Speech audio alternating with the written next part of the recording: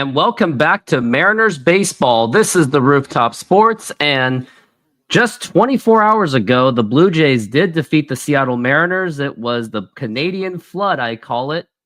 And BC, how are you doing? Yeah, you've already greeted me very well. And hit that like button, subscribe, hit that notification bell, and even donate to the channel. There's like many different ways to do it. There's a YouTube Super Chat, Venmo, and the PayPal, which is actually on that ticker, the very bottom ticker. So to help support that channel, please do so. And of course, we got the Seattle Mariners against the Toronto Blue Jays, as the Mariners are actually favored to win this game. They're at a 63% probability versus the Blue Jays 36%. And that's mostly because not only do the Mariners have a struggling pitcher, they also have a struggling pitcher in Bowden Francis. Now, the only noticeable difference with Bowden Francis is he has a lower whip number than Logan Evans, but that whip number of Logan Evans was mostly inflated due to that Texas Rangers game. So hopefully the Mariners this time, hopefully that game will just be an outlier of what Logan Evans is. But it's going to be a tough matchup. And whenever it's against the Toronto Blue Jays, it is never a matchup that comes easy. None of those kind of games will ever come easy. Especially, you saw it in the Rogers Center where it did not come easy at all. As this game is about to start in 2 minutes. Here's a lineup. We got Bo Bichette leading off, Vladimir Guerrero Jr., we got Varsho, George Springer, Alejandro Kirk, Barger, Clement, Lukes, and Straw. And for the Seattle Mariners lineup, we've got J.P. Crawford, Jorge Polanco, Julio Rodriguez, Cal Raleigh, Randy Arozarena, Rowdy Tellez, Leody Taveras, Miles Mastroboni, and Ben Williamson. They will be the ones to get that start. They'll be the ones starting. And pitcher is going to be Logan Evans. He is the starter. And you got to check out his baseball savant of Logan Evans. And here it is. Logan Evans. He's got a cutter, a sinker, a sweeper, changeup, a four-seamer, and a curveball. His fastball will mostly go into the 92-mile-an-hour range. His sinker's a 92. So he's not really necessarily known for power. Maybe more of his mix-up of bunch of breaking stuff is what he's known to be.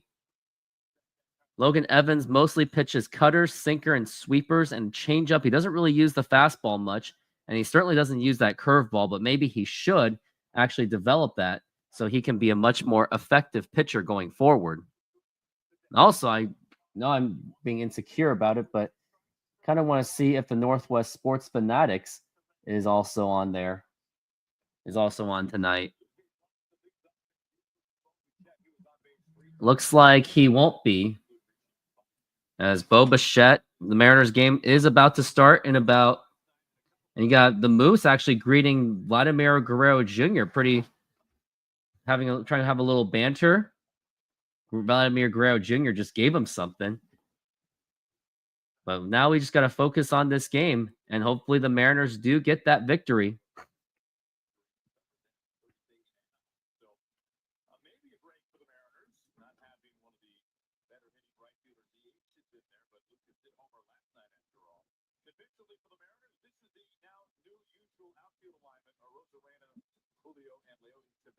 Left to right. Mastroboni gets the start at second base today. Former Blue Jay, Rowdy Tellez at first, and of course, Cal Raleigh doing the catching. Yep, Logan Evans, he's about to get started. Started his season in AAA, the same exact spot where George Kirby is right now. Blue Jays taking game one last night, 6-3 the final score. And now this first pitch is going to be brought to you by SeatGeek. As Logan Evans is about to wind up. And now here's the pitch.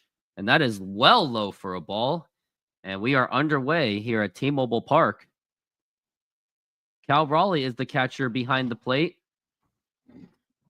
Bo Bichette actually contributed very well with the Blue Jays yesterday, contributing to a Blue Jays victory. And now here's the 1-0 pitch. And that's going to be in there for a strike. And I wonder what pitch that was. And that was actually a cutter by Logan Evans. He went with the fastball in his first pitch. And now we're going to look at his third pitch. And now the pitch. And that's actually a strike again. And I think that was another cutter. That was a sweeper, actually. I wonder if they just call that the slider these days. Alexa, is sweeper similar to slider? As now we're at the 1 and 2 and just outside for a ball. Okay, Google. What's the difference between sweeper and slider? And now we're at 2 and 2 by Logan Evans. And the pitch. And that's going to be a blooper to right field. And that's going to be caught by Leody Taveras. And that's going to be 1 out. So Mariners got that out quicker than they did yesterday with the La Piedra. And now we've got 1 out.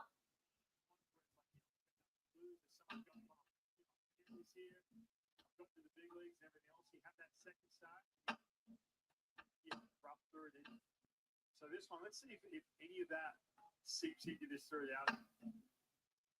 Be careful. And now here's Vlad Guerrero Jr., the pitch. And that is low for a ball. Feeling like he throws smooth, gets up the strike zone, get that weak contact.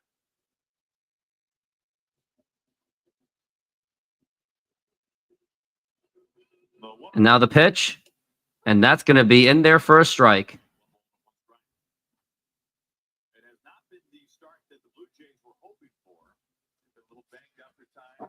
As we're at 1 and 1, and now the pitch. And that's a fly ball to right field, and Taveras should be there. And he makes the catch, and Taveras has been getting busy in this inning. 8 pitches in, and there's already 2 outs. And next up to the bat is going to be Dalton Varsho. Dalton Varsho yesterday was the man who robbed the home run out of Ben Williamson, who was about to have his second home run of the season. But then Dalton Varsho had other plans to prevent that from happening. Now here's Varsho. Now here's the pitch. And now here's a fly ball to deep right field. And Taveras is there. And he makes the catch. And that is 3 straight outs that he's gotten. And now that's going to retire the side. We go to the bottom of the first inning. It is no score. We're making half pineapple, half tiki with barbecue chicken. Put the garlic.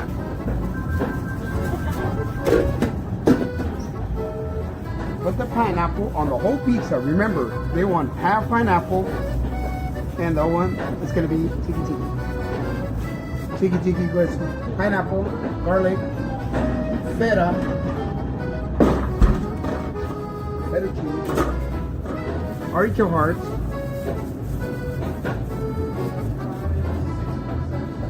and the chicken. And we're gonna spread some barbecue on top.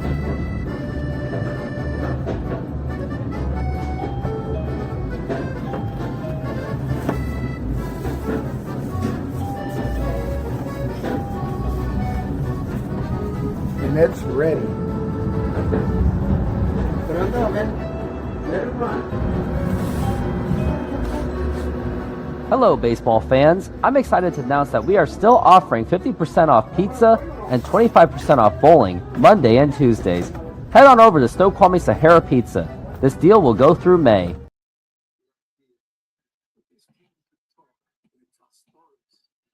Still on commercial break at the very moment.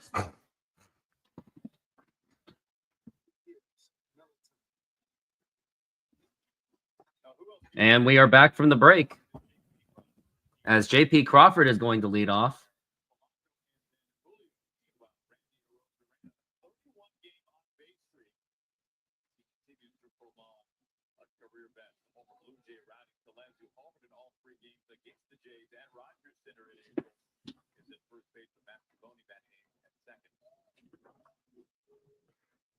And now the pitch. And that's going to be in there for a strike. And that was an obvious strike right there.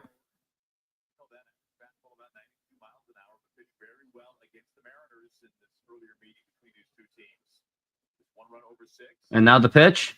And that is outside for a ball. Top 2, 93. Usually he's 91s, 92s. Lost some of that velocity. That was something he's trying to regain this spring training. And the pitch. Misses wide outside. Really had to break out the last year. One of the best pitches. As we're at 2 and 1. Discovered that split. And the pitch. And that's going to be in there for a strike. But he gets the call on the count. Instead of 3-1 goes 2 balls and 2 strikes to JP Crawford, trying to extend his 16-game hitting streak. Call for time.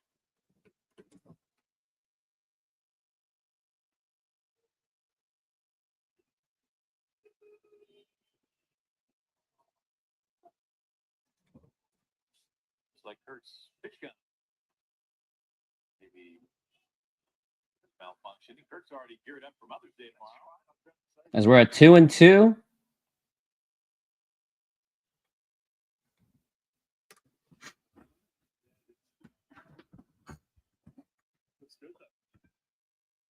We're at 2-2.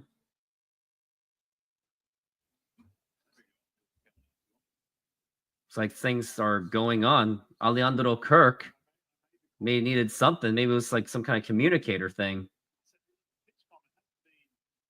Something which is stalled games or been an issue, and now all of a sudden I feel like the last 2 days we've dealt with.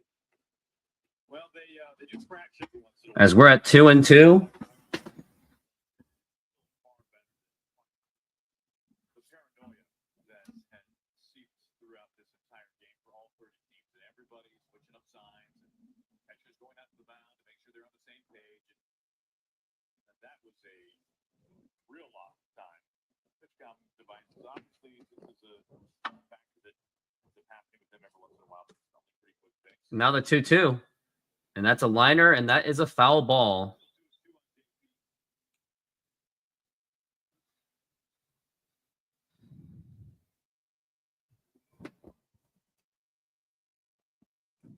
And now we're at 2-2. And now here's the pitch. And that's going to be a foul ball again.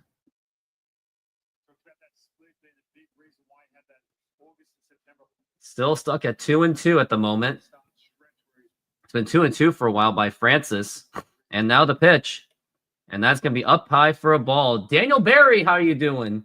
Been a long... Well, no, you're here every day. You're just always giving me that support. And I really do appreciate it. I appreciate you being a member, too. As we're at 3-2 for Crawford. And now the pitch. And a swing and a miss, strike 3. And that's going to be 1 out. And Francis gets that strikeout. We got 1 away.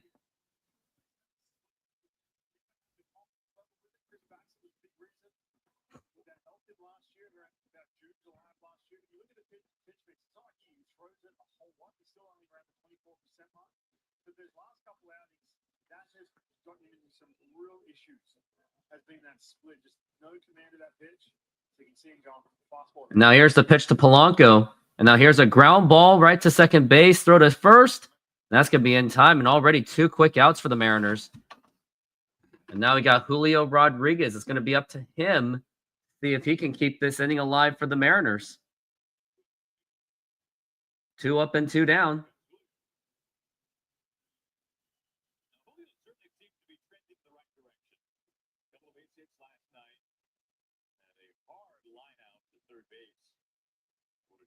At least 1 run. 111 off the bat. And now here's a fly ball to left field, but that's not going to go anywhere. And he makes the catch, and that is going to retire the side. We go to the very next inning. It is no score. SeatGeek is a mobile ticketing app for sporting events, concerts, and other events. They make the buying experience easier by the app ranking each ticket from 0 to 10 to see if you are getting a good deal, and you can see exactly where you are sitting. I regularly use that app, and I have had nothing but a fantastic experience with SeatGeek. Use my promo code RoofTopSports to get $20 off of your first purchase. Link to the code, app, and website will be in the description, so take advantage, and thank you.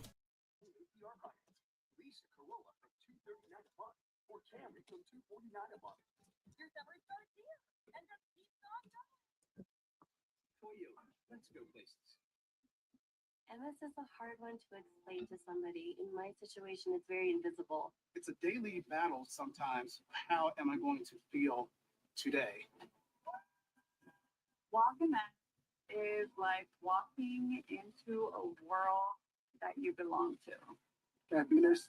Even though the people who have I wonder if this commercial is about autism awareness. Living with such a chronic disease can be scary at times. that day is just about being amongst people and seeing the hope. You see 3,000 people come to say, we're going to fight this thing with you, no matter how long it takes or what it takes. It's beautiful. It's like a sea of circles, never-ending I love. think it is about autism awareness. That's how the support group. A cure is on the line for me. For me. For me.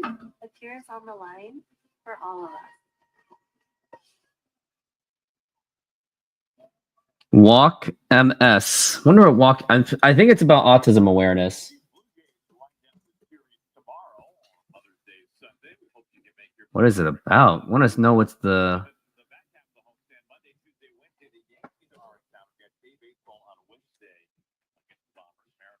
It's not. No, not even close. We're talking multiple scoliosis. Never mind the pitch. Now here's a ground ball right to Ben Williamson to throw to first.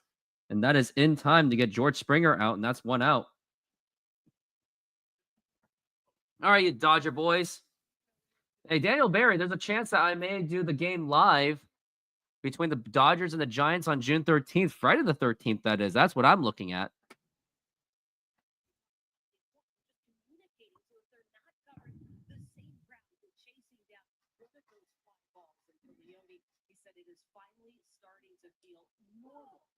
Time in his career that he has changed teams mid-season, and Donovan Solano was telling him that the first couple of days are the hardest. After that, it starts to get easier.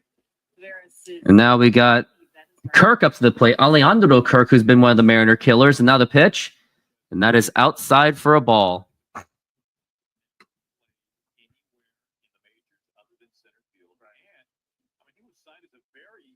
As we're at 1-1, and now the pitch. And that's going to be not in there for a strike. That's still going to be a ball. And now we're at 2-1.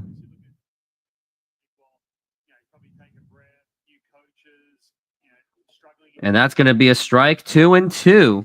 And also, I am projected to have Steve on the show, just like yesterday, as he has just concluded his show from the stateside footy. And I'll give you the link to his channel. If you like U.S. soccer, here is the link to his YouTube channel, and give him a subscribe, as if I did myself. His show just ended. He was covering the Philadelphia Union and Columbus Crew. Now the 2-2. Now here's a liner to right field, and that is going to be a base hit. And Alejandro Kirk continues to be the killer against the Mariners. Now we got a man on base.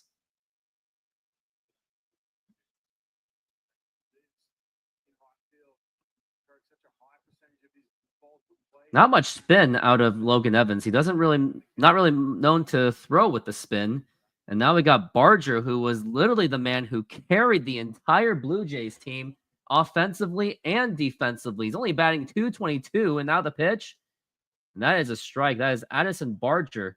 Mariners have a chance to turn into a double play. We'll see if that happens. As we're at 0-1 for Addison Barger. And now the pitch. And that is up high inside for a ball. And that is a 1-1 count.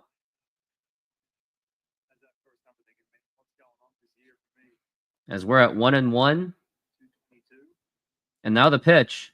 That is up high for a ball. And that is 2-1.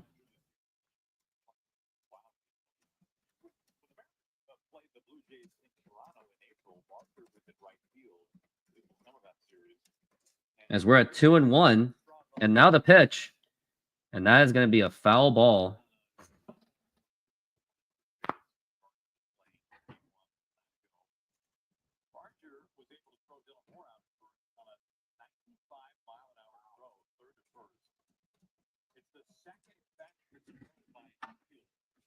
As we're at 2-2 for Addison Barger.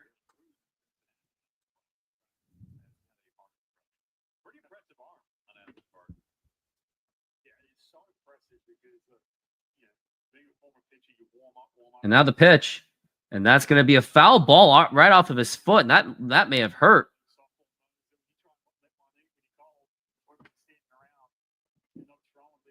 As we're at 2-2.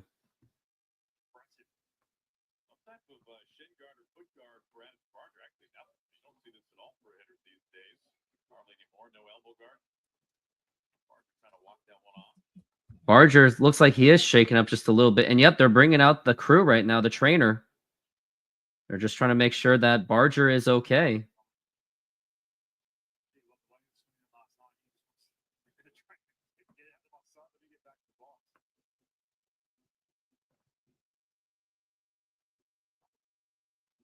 And looks like he is okay. He is good to go. We're at 2-2 right now.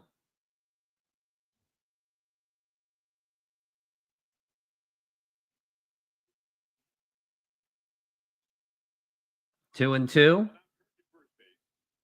And now the pitch. And a swing and a miss, strike three. And that got Barger out of there. He went from a hero yesterday to a 0 for this inning. And now we've got 2 outs.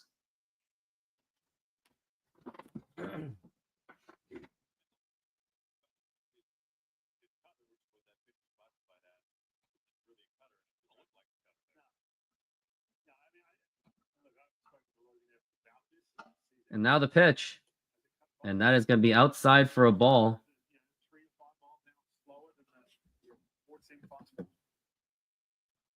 As we're at 1-0 on Ernie Clement with the funny batting stance. The pitch. Now here's a fly ball to deep right field. Tavares is losing track. He makes the catch. And that's the 4th time he's had to make a catch to end for this game. And we go to the bottom of the 2nd inning. And he actually almost lost range on that one. He kind of second guessed himself, but he figured it out.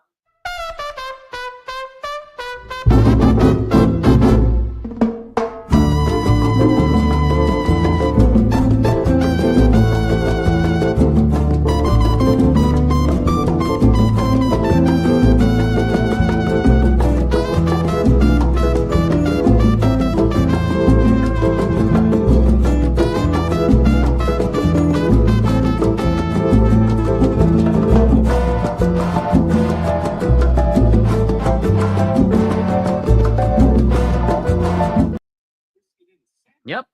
Snoqualmie food truck. Definitely take a look at it. It is just absolutely amazing. Authentic Mexican food.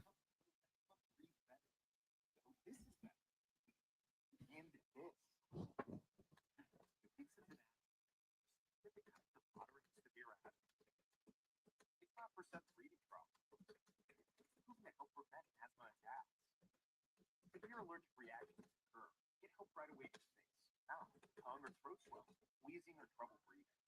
Have your doctor right away sign blood vessels like rash, worsening shortness of breath, brown or dark colored urine, tingling or numbness in limbs. Tell your doctor of new or worsening skin symptoms.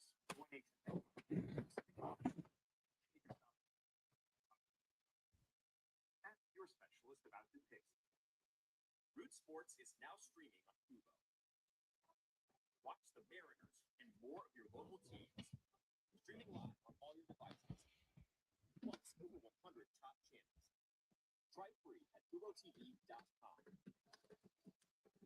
Tonight's countdown to telecast is presented by authority of the Seattle Mariners and may not be reproduced or retransmitted in any form. The account-based scriptures of this game may not be disseminated without the express written consent of the Seattle Mariners. Cal Raleigh leads it off. Now here's Cal Raleigh as we are back from the break, and now the pitch. And that is a ball. And we got the Steve-O. He has joined us. He's having a busy day today. I think this is your 2nd live stream of the day, if not 3rd, maybe.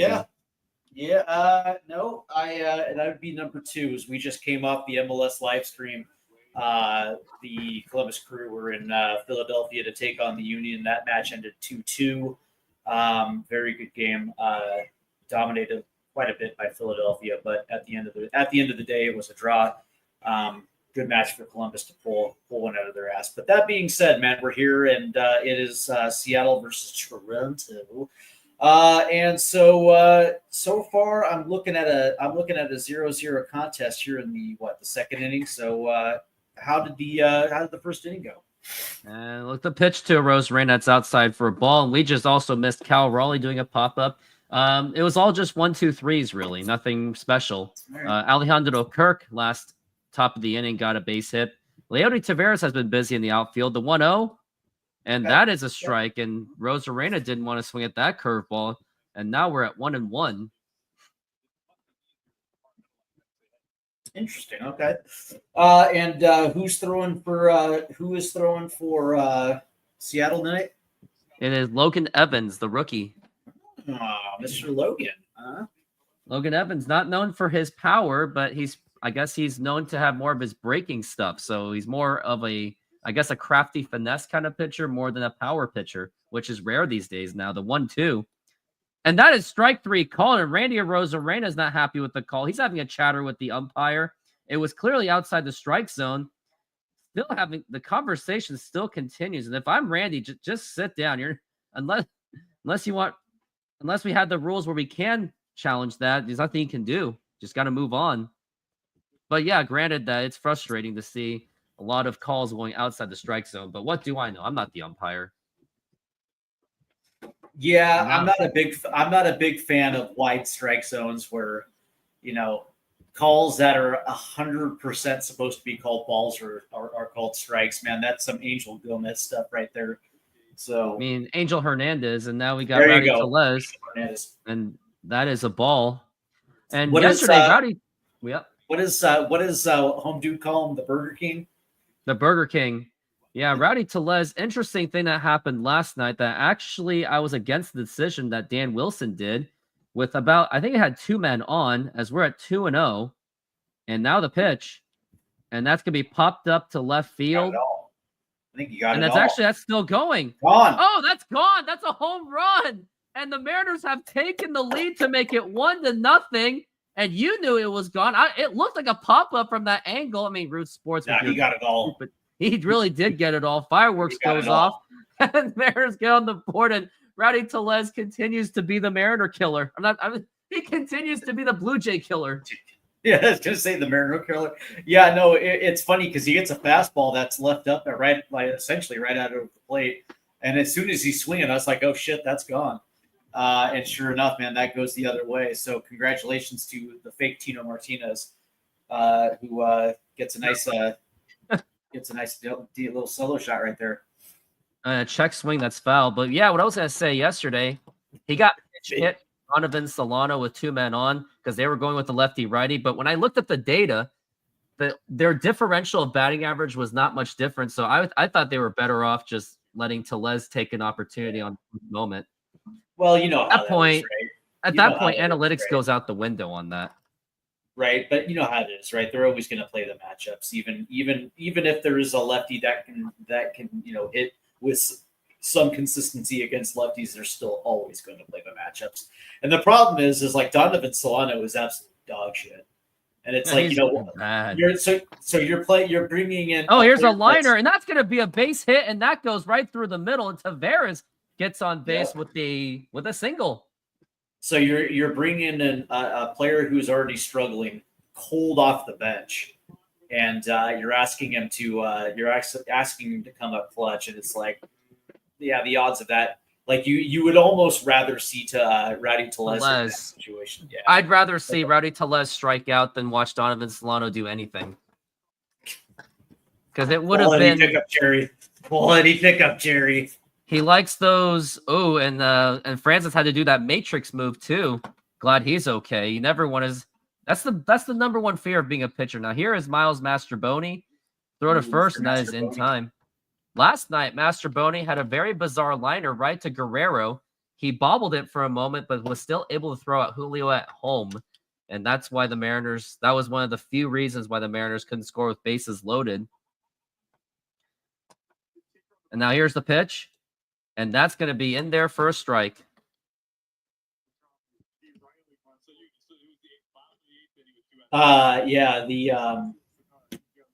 So how has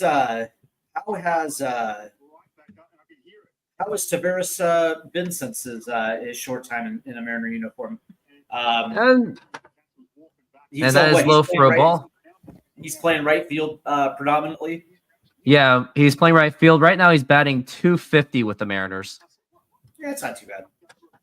He had some clutch hits for the Mariners already, so we got 1-1 on Mastroboni. You know what's interesting? There's 2 outs, and it's now 1-1. Pitch. You know what? Now here's a liner, and that's going to be fielded by the shortstop. Throw to first. and he gets him in time, and that is going to retire the side. I would wonder if I'm Dan Wilson, I would try to see if you would challenge this call. It was pretty dang close. I was going to say with the count 1-1, I would have liked to see Tavares take off, maybe even play a hit and run with 2 outs. But that being said, yeah, I'm curious to see if they're going to challenge this one because it actually. I don't think they're going to. It looked like a little bit of a bang bang play right there. I don't think they're doing it. And Luke Arkins, the man who loves to play with stats.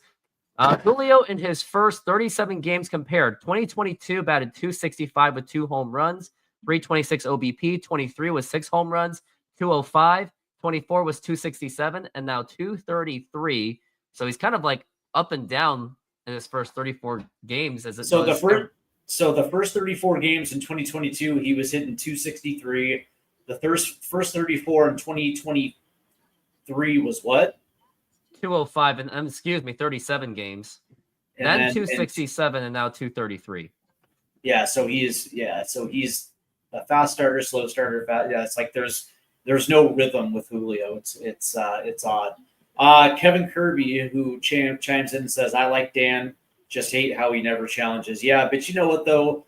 Like the way that I've always looked at Dan Wilson was like an extension of Lou Piniella, because that's where he played. That's the thing. It's like most of his managerial hunches and things like that always come from Lou, and it has to be overwhelming for Dan to challenge. But that being said, he asked what's more important with Julio, home runs or average. How about both? Both are important. Yeah, Julio. Yeah, both. And again, we can all agree that. I said it again.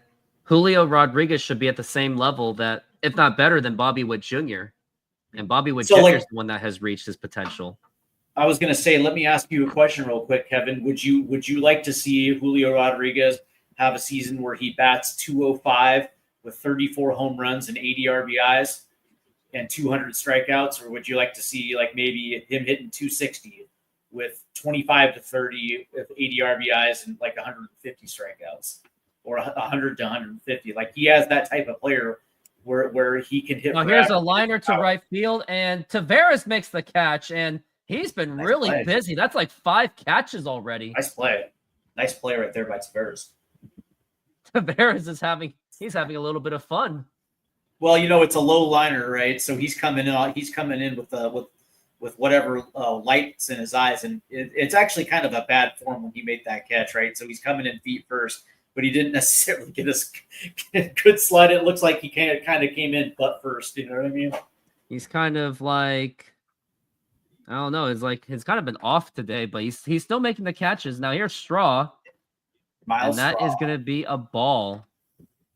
I think we did a game with the Blue Jays in Toronto, and I was actually kind of surprised that Miles Straw was a Blue Jay. I did all 3 of those games, and now the 1-0, and that is a strike. And I actually looked up my logs of my pace. I was actually outpacing myself last year compared to this year. I was actually much more consistent in April, but then after April, it kind of died off. And now here's the 1-1, and that's going to be low for a ball. Well, Kevin Kirby, don't you know we're pushing in? We're pushing now into May. The marine layer is gone. The April marine layer is a thing of the past. So yeah, 2-1. The ball carries now. And now here's a pop up to right field, and Tavares again makes the play, and that's going to be 2 outs.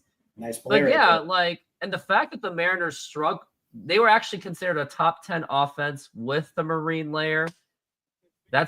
We would like to be an indication of like maybe they could be a little bit better going forward, but still remains to be seen, because we all know this team has heavy consistency problems, and Julio, as much as he's a late bloomer, he's got to do it now. And now the pitch, and that's going to be inside for a ball. Well, and what's interesting is, like, I thought that maybe in the second half of last year, because, considering that Julio had been, MVP quality in the second half of his first couple seasons last year, good Lord, man, he actually had a dog shit second half. He really did. When that team needed a leader, he was nowhere to be found. as the Mariners 1-1. blew a 10-game Now lead. here's a fly ball to deep right left field, and that's going to drop in for a base hit. That's going to be a ground rule double. Luckily, it's ground 2 double, outs. That was Bo Bichette, and he's continuing to batter the Mariners. I wonder what the most putouts in one game is by one player. That's a great question. I guess we can find out. Yeah, let's find out. That's a great question. Most putouts By one player in a 9-inning game. Yeah. Lloyd Wainer of the Pittsburgh Pirates in 1935, the pitch. And that's going to be low for a ball. How many putouts did you have? It was 18. Ooh, that's a lot of action. Good Lord. 18? I was going to say somewhere around 12. That seems kind of high. Like, I wonder what. Now here's a ground ball right to Ben Williamson. Great fielding. The throw to first in time. Great defense by Ben Williamson. And that's going to retire the side. And excuse me, it's actually, it was games 1 and 2. Game 1, it was 8 putouts. Game 2 was 10 putouts. That's still a lot of action. It is. I wonder who holds the Mariner record for the most putouts in the game. Guess we can find out. That's interesting because Williamson, that's funny is Williamson, that was a good play at third base, but it almost ended up looking quite routine. Almost. It's almost like if the Mariners did not, we can agree, if that was Jorge Polanco, that goes right through him. Like I don't even think the effort would have been made. That just goes right through. Reflect the Sun says 22 putouts by Don Mattingly and Kevin Elster, who, by the way, a lot of people don't know Kevin Elster was in the movie Little Big League, by the way. Great baseball movie, underrated baseball movie. Must be. Paul Molitor, too, had 22 per AL overview. So when do you think George Kirby would be back? I'm going to say end of May. I think you're right. He did have a rehab start tonight. Yeah, maybe. Yeah, they're going to take their time on him because with the Mariners starting rotations somewhat hanging around. Was it the elbow or the shoulder? I think it was shoulder. Right. So regardless, they're going to slow roll. They're going to slow roll Kirby. Any type of discomfort, they're going to shut him down. Yeah, I don't think that. I don't see any reason. I don't think that there's really much. I just don't think that there's any much necessary to actually rush George Kirby right now, especially if the Mariners' starting rotation is holding down the fort somewhat decent. Yeah, I would say that, although Mr. Castillo had a Mr. Castillo start last night. Yeah, he looked like Luis F. Castillo rather than the La Piedra. Yeah, La Piedra is a myth. He hasn't been La Piedra in 3 years. No, not since the end of 2022. And now we are back from the break, and I believe this is Ben Williamson, the future Gold Glover. Now the pitch, and that's going to be popped up and fouled. And yesterday, Ben Williamson nearly hit a home run, but it was robbed by Dalton Varsho. The Varsho? The Varsho. And I think you were there, or was it Jay? I think you just left. Yeah. And here's the 0-1. Now the pitch, and that's going to be a foul ball. Now I wonder how my baseball team is doing, my fantasy baseball team that I'm competing with, Jay Trident Podcast. I'm actually tied with the guy. Yeah, how are you doing tonight in fantasy? I'm tied. All right. Now the pitch. Now here's a ground ball right to second base. The throw to first in time, and the infield's been quite busy for the Blue Jays. I like that at bat by Ben Williamson, down 2 strikes, and he shortens up his swing and makes contact. I love seeing that. Doesn't do too much with the ball, just puts it on the ground. And you know what? That's something that this team completely lacked last year. A lot of teams swing through pitch. And, it's nice. It's refreshing seeing a young kid come up and just do the right things with an at-bat. Now here's J.P. Crawford up to the plate. Now the pitch. And that is low for a ball. And if you want to get an idea of how competitive this league really is, here's the first 3 scoreboards. In John Stanton We Trust versus Macaroni Cheese. Greg's Great Team versus Seattle JBL. 1-0 pitch and a swing and a miss, strike 1. And then we have Joe's Finest Team versus Canseco's Car Wash. Literally deadlocked at each other. I love that Canseco's Car Wash. I actually like macaroni and cheese. And that's gonna be a foul ball strike 2. What's your team? Joe's Finest team? Is that your team? No, that's Jay Trident podcast. Mine's the In John Stanton We Trust. Oh, I see. Okay. In John Stanton we trust. We gotta trust him. Look at JP's spray chart, man. That's nice. As we're at 1-2, the pitch. And now here's a ground ball right to second base again. He's been busy. The throw to first in time.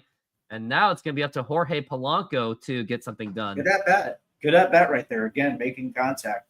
I don't have a problem. I don't have a problem with outs as long as you're actually making productive outs. And the last two I thought were incredibly productive right there. So at least put the fielders to work. Reflect the Sun says 5, 5, and 1 seems to be the theme. Now here's Polanco, the pitch. Now here's a flying drive to right field and fouled, and that was actually flirting with a home run. I wonder how many foul balls. Yeah. Christian says, I remember when you laughed at me for saying the Mariners were a good team. Listen, man, for somebody that's been around for decades, the Mariners are always going to be a show me team. They're always going to be a team that has to show me before I buy in, right? And it's still early. We're still in the early portions of May, so I can acknowledge the fact that they're playing well, but can they keep up is the question. The 1-1. Now here's a ground ball well fielded by Guerrero, and that's going to retire the side. And talk about a 1-2-3 inning. The only positive side about it, and this is what you'd like to say, is that they didn't strike out. So at least we could be encouraged by that somewhat. I don't know. But we are going to go into commercial break.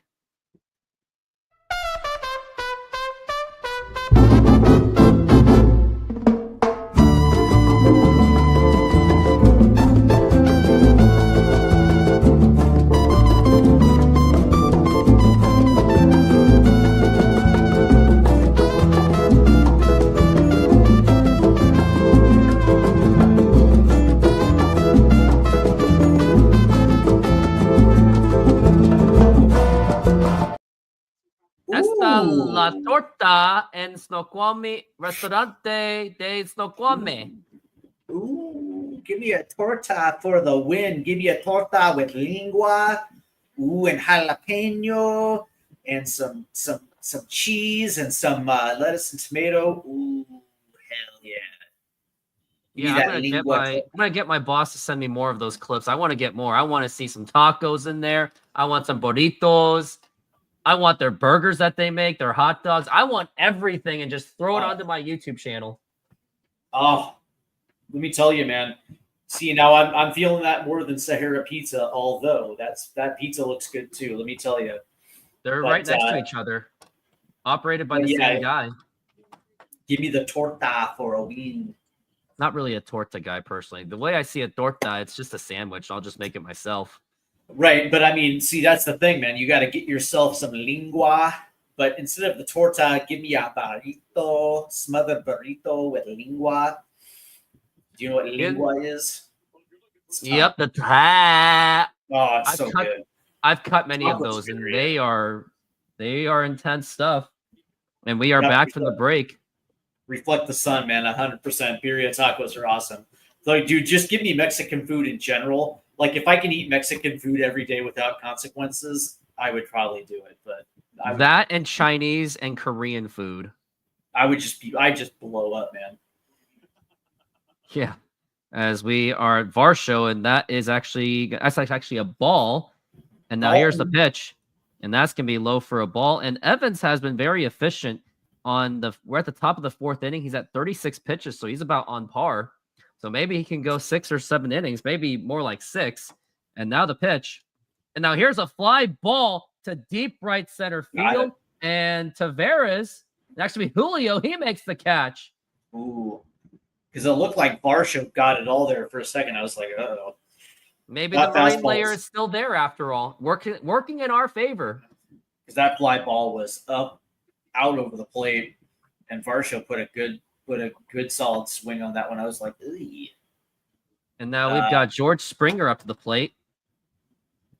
I like Evans. It looks like his delivery is nice and fluid and the smooth. pitch. Yeah, I didn't really put anything much on him from that Rangers game. That Rangers game, the vibe, it just felt like they won 2 out of 3. They already won their first 2 games, and then that was also the game I really wanted them to. And I thought Texas was due to have an offensive explosion anyway, so it just had to be done on Logan Evans. So I think game 2, I would like to think it was just an outlier. It was just a bad day, not meant to be. The 1-1. I can't say that I saw it. Ooh, nice pitch. Nice pitch. And it was also the game that I wanted Cal Raleigh to get a day off because he has yet to get a day off to this day. And the pitch. Yeah, but he's making 100 mil now. So you know what? You're playing every day, kid. And I heard rumors that he didn't even want to sit out. He said he wants to play as much as he can. Yeah. I would assume that it's going to be like on a Sunday before getaway day that he'll get a day off. And strike 3 called, and George Springer goes down on strikes. Nice pitch right there by Logan Evans. And you would think that they would do something like that. He absolutely painted the outside corner right there. Great pitch by Evans. Yeah, like you would expect that it's going to be leading into getaway day, like on the Sunday. Makes the getaway if there's no day off, and it's going to be a road trip to the East Coast, and if the Mariners won 2 in a row on that series. And now here's a ground ball foul. I think they're waiting for like the perfect formula to do it. It has to be Mariners won their first. They already won the series. Then they have that Sunday. And the next day, they have to fly immediately to go to some East Coast area. And then they'll be, okay, Cal, you're sitting down. So they're just waiting for the right day to do it. And they haven't found it yet. Is this Alejandro? Alejandro Kirk. Alejandro. So 2012, the 1-1. Alejandro. Now here's a fly ball to right field, and Leody Taveras that's gonna be a foul ball. He's just a baby, but a boyfriend's like dad, just like. Okay, you know that. Hey, to be fair, that's when music was actually good back then. The music now is you just can't. I just can't listen to it. It doesn't connect with me. Doesn't resonate with me. 2016 was like the last time 2016 or 17 was like the last time I was actually like checking billboards for the top music, and now I don't. I have no idea who's on the Billboard charts. Like it's all junk to me. So, Now here's the 1-2, and now here's a line drive right field. That's gonna be a base hit. That looked like an Edgar swing, and he gets on base again. Yeah, Alejandro Kirk is that thorn. He just seems to hit he seems to hit. Good point by Reflect the Sun, but the question is, how are they going to do those ABS? Are they going to do like you can challenge every single time, or do you only get like 2 or 3 challenges? Because when I went to spring training, they gave them unlimited, and I was like, yeah, they really got to limit that. Yeah, see, here's the thing, right? I like the ABS system because I actually think the strike zone should just be the exact strike zone. Because different umpires have different strike zones, right? So I prefer one uniform strike zone, although, the question is like, the only thing you're going to really need is, your first base and third base umpires, your second base umpire, because you're going to have 2-0. You're going to have the need for outfield umps, but home plate umpire, it's like, the balls and strikes are taken out of your hand. And I actually would prefer it. Because some of these strike zones are just ridiculous. Now we're at 2-0. Now the pitch, and that is a strike, and that's going to be 2-1 to Barger. Barger was the killer yesterday. It's what automated balls and strikes. Yep. Yeah. I think at one point everyone thought there was going to be actually robo umps, like no umpires on the plate, but that seemed that there was a lot of misconception to it. Now it's just we're just reviewing it. We're not taking jobs away. Well, right, because they've been doing ABS in the minor leagues for a couple of years now. So 3-1 swing and a miss, strike 2. See, I like the way that it's done in AAA. Right, it's ABS. It's ABS Monday through Friday, and then I think on the weekends that it's just traditional. They'll have it like 80% of the week, and then maybe Saturday, Sunday it goes back to just traditional balls and strikes. But I kind of like popped that. Up and fouled, and now it's actually maybe Ben Williamson can get it. Nope, it's out of play. I got to go to Everett at some point, at least one more time before Laz Montez goes to AA along with Colt Emerson. Then it's going to be left with Johnny Farmelo. You assume that maybe Gerangelo Saintia, I think he'll move up to AA real quickly. And then it's going to be Felnine Celestine, who's going to be the one getting the seats filled. Yep. Yeah. He's doing pretty well in Modesto, and I think he has every bit of reason to be promoted. And now we're at 3-2, the pitch. And strike 3 called, and that is going to retire the side. Nice and Logan pitch. Evans has been pitching an absolute beauty. We go to the bottom of the 4th, 1-0 Mariners. You were saying? How has Everett gotten off to their season so far? I haven't really checked because whenever, when I go to these minor league games, it's always about I just want to see how the players are doing. I don't really care how the team does. But yeah, it's good to know. I do care how the team is going. I like it when major league clubs prioritize winning in the minor leagues, because by the time they get up to the majors, they understand what winning feels like, and I think that's important. But that being said, I'm curious because I have a feeling that Everett's kind of loaded this year. Everett's actually last place in their Northwest League, surprisingly 13-18, despite their loaded roster. Championship. Hillsborough. Ooh, the Hops. They're the hot team with 19-13. Mariners are, I'm sorry, the Everett Aqua Sox are 13-18. Yeah, the Hillsborough Hops. I went to a few games down in Hillsborough, Oregon, to check out the Hops. That's a cool little stadium. They have the Salem Kaiser Volcanoes down there. And then let's see, we have the Aqua Sox. Who else is in that division? We've got the Eugene team, the Eugene Emeralds.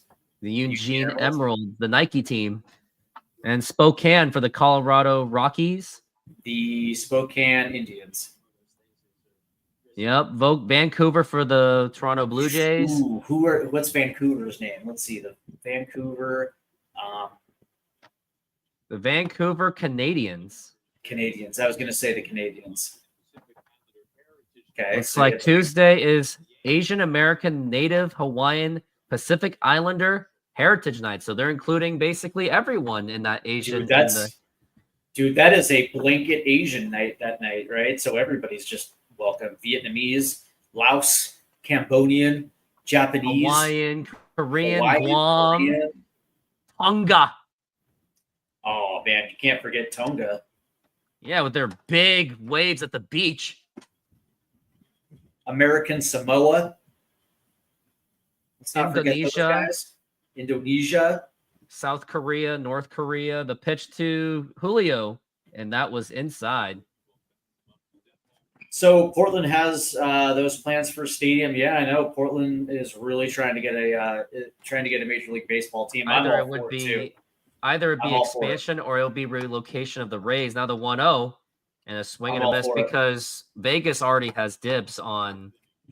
That would Portland baseball team would give me another great excuse to visit my uncle and my cousins.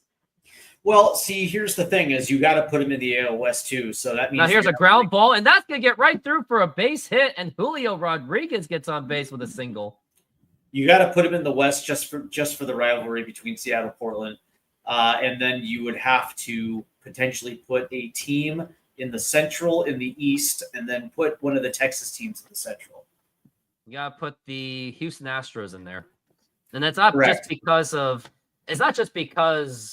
bitter rivalry or they just being our killers. It's just that we've had a longer tradition with the Texas Rangers, and why mess with that? Let's see. So so in the Central, it's Detroit, it's Minnesota, Kansas City, the pitch. Kansas City, that's a ball. Cleveland and Chicago. So move Detroit to the East. Because Detroit's already in the Eastern time zone, so you can put them in the East. Detroit was actually in the AL East with the Yankees for a period of time. Forever, yeah. Until the expansion, and now we're at 1-0, and now the pitch, and that's gonna be outside for the ball, and it's gonna be up to the Torpedo Boy. I still want a team back in Montreal. They deserve a team again. If only 94 did not happen, and now the 2-0. Now the question is, would they have made it to the World Series and won it? Now the pitch, and that is low for a ball because Montreal had been known for many snake bit disappointments. And would that 94 team have held up with Moises Alou, Larry Walker, Ken Hill, Jeff Massaro, John Wetland, Lo Cordero, Cliff Lee? It was looking like that team was going to hold up. And yes, reflect the sun. I have seen Battered Bastards of Baseball. That was one 3-0. of my favorite baseball And documentaries. that is ball 4, take your base. And now we got runners on first and second with Randy Arozarena up to the plate. And by the way, the final Northwest League championship game that was played in Portland was between the Portland Mavericks and your Bellingham Mariners. Oh, boy. 1977. We got Randy Arozarena up, and what game? How many Randy. games am I on right now? This is now my 20th game of the baseball season. Magic number is now 80. Laughing Logia's cheap views on Streambo, huh? All right, bud. Whatever.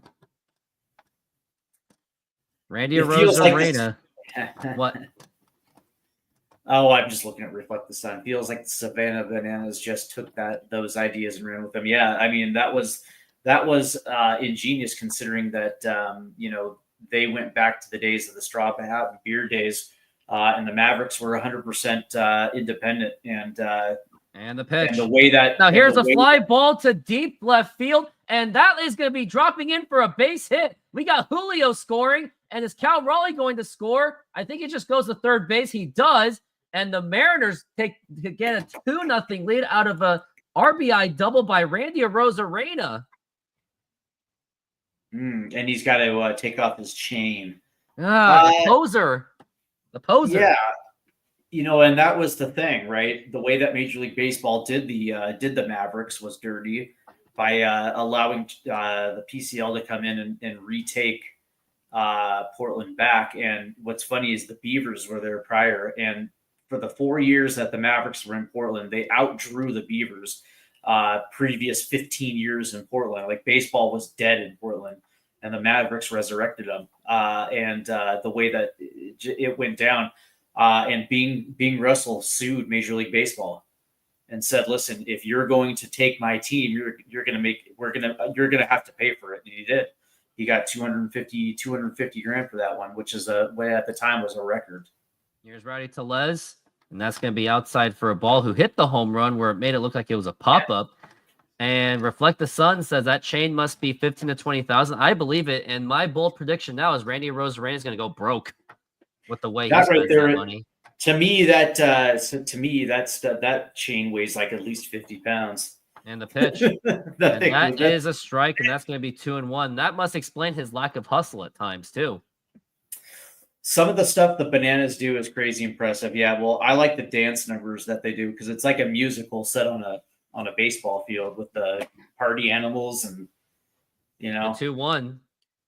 And that's going to be a foul ball, strike 2. Francis has been mostly pitching the fastball. Don't the Bananas barnstorm? Don't they have tours where they go everywhere? Because I thought that maybe they were. Aren't they like pretty much the baseball version of the Harlem Globetrotters of basketball? 100%. Yeah, because they only play one team, the Party Animals. But I thought that they barnstormed, right, where they went to different cities to put on a show. I could be wrong, man. Yeah. Hey, by the way, did you know that Bing Russell was in Bonanza for like 12 seasons? Yeah, no idea. He was an actor for years. The 2-2. And now here's a fly ball more like popped up to second base.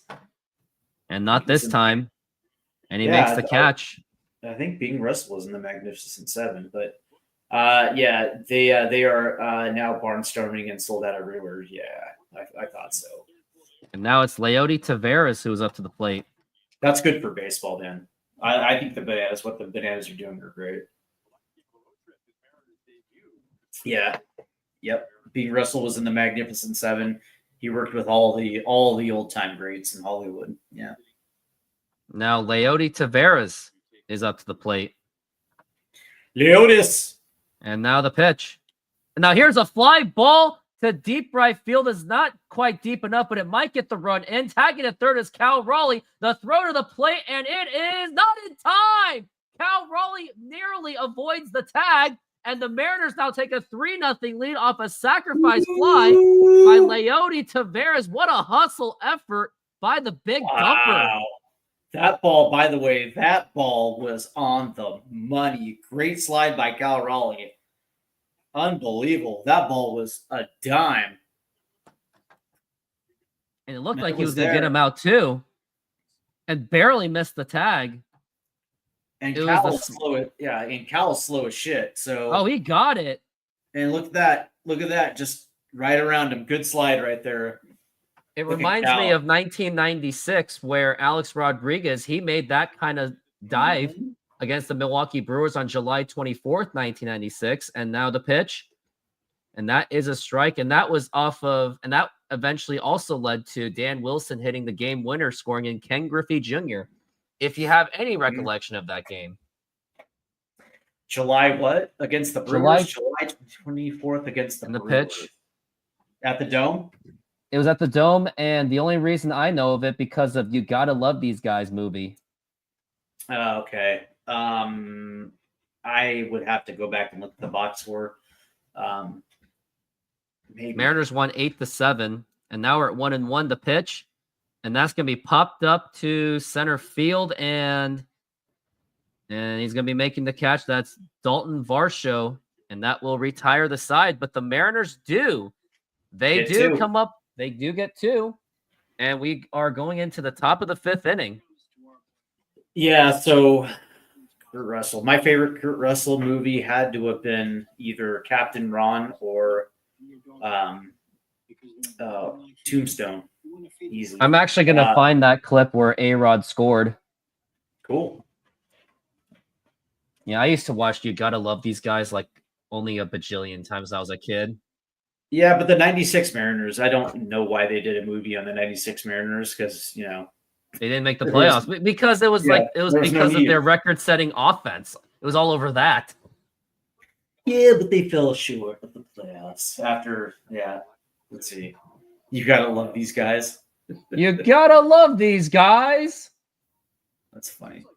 But once All right, again, let's- for another comeback. Gene goes out. The left fielder Vaughn comes in. Vaughn is there to make the catch. Here comes A right down the line. He's going to try to score, and he is safe. We are tied. Unbelievable. Was that Greg Vaughn? Rodriguez That was sliding Greg to Vaughn. The inside of the plate, a routine shallow pop-up.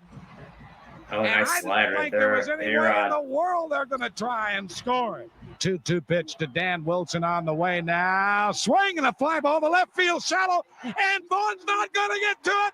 Junior's going to score. What a time that was. 1996. And the Mariners don't make the playoffs. But let's make a movie about ourselves because we had a really cool offense.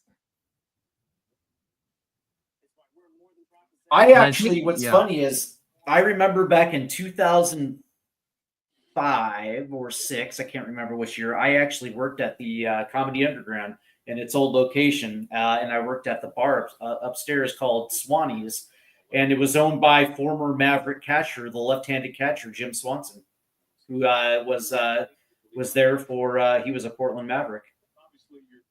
And we are back from the break. Here is the Clement, and now the pitch. And that is outside for a ball. And the guy credited with that RBI for Alex Rodriguez was Darren Bragg, who was actually most known to be the trade piece for Jamie Moyer. Yeah, Darren The 2-0. Bragg. And that is up high for a ball. And actually, at the time, Lou Piniella was actually against that trade because he said that he liked Darren Bragg a lot. But, you know, Jamie Moyer won him over. Yeah, he kind of worked out. I heard he was like an okay pitcher. Yeah, he kind of worked out for us.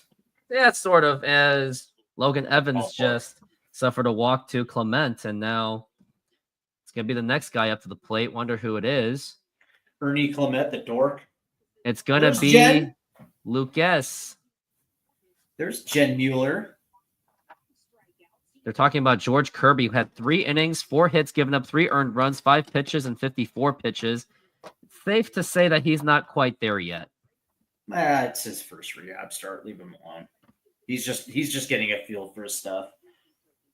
Yeah, it's just experimenting and stuff, just like what most players do in spring training, that it's regular practice, that the best pitchers just work on their stuff, which is why they get battered up a lot. Right. I heard Jen Mueller likes to experiment too. Yeah, with those Eat With Me shows. The pitch. And that is a strike. I would hope the husband's the cameraman.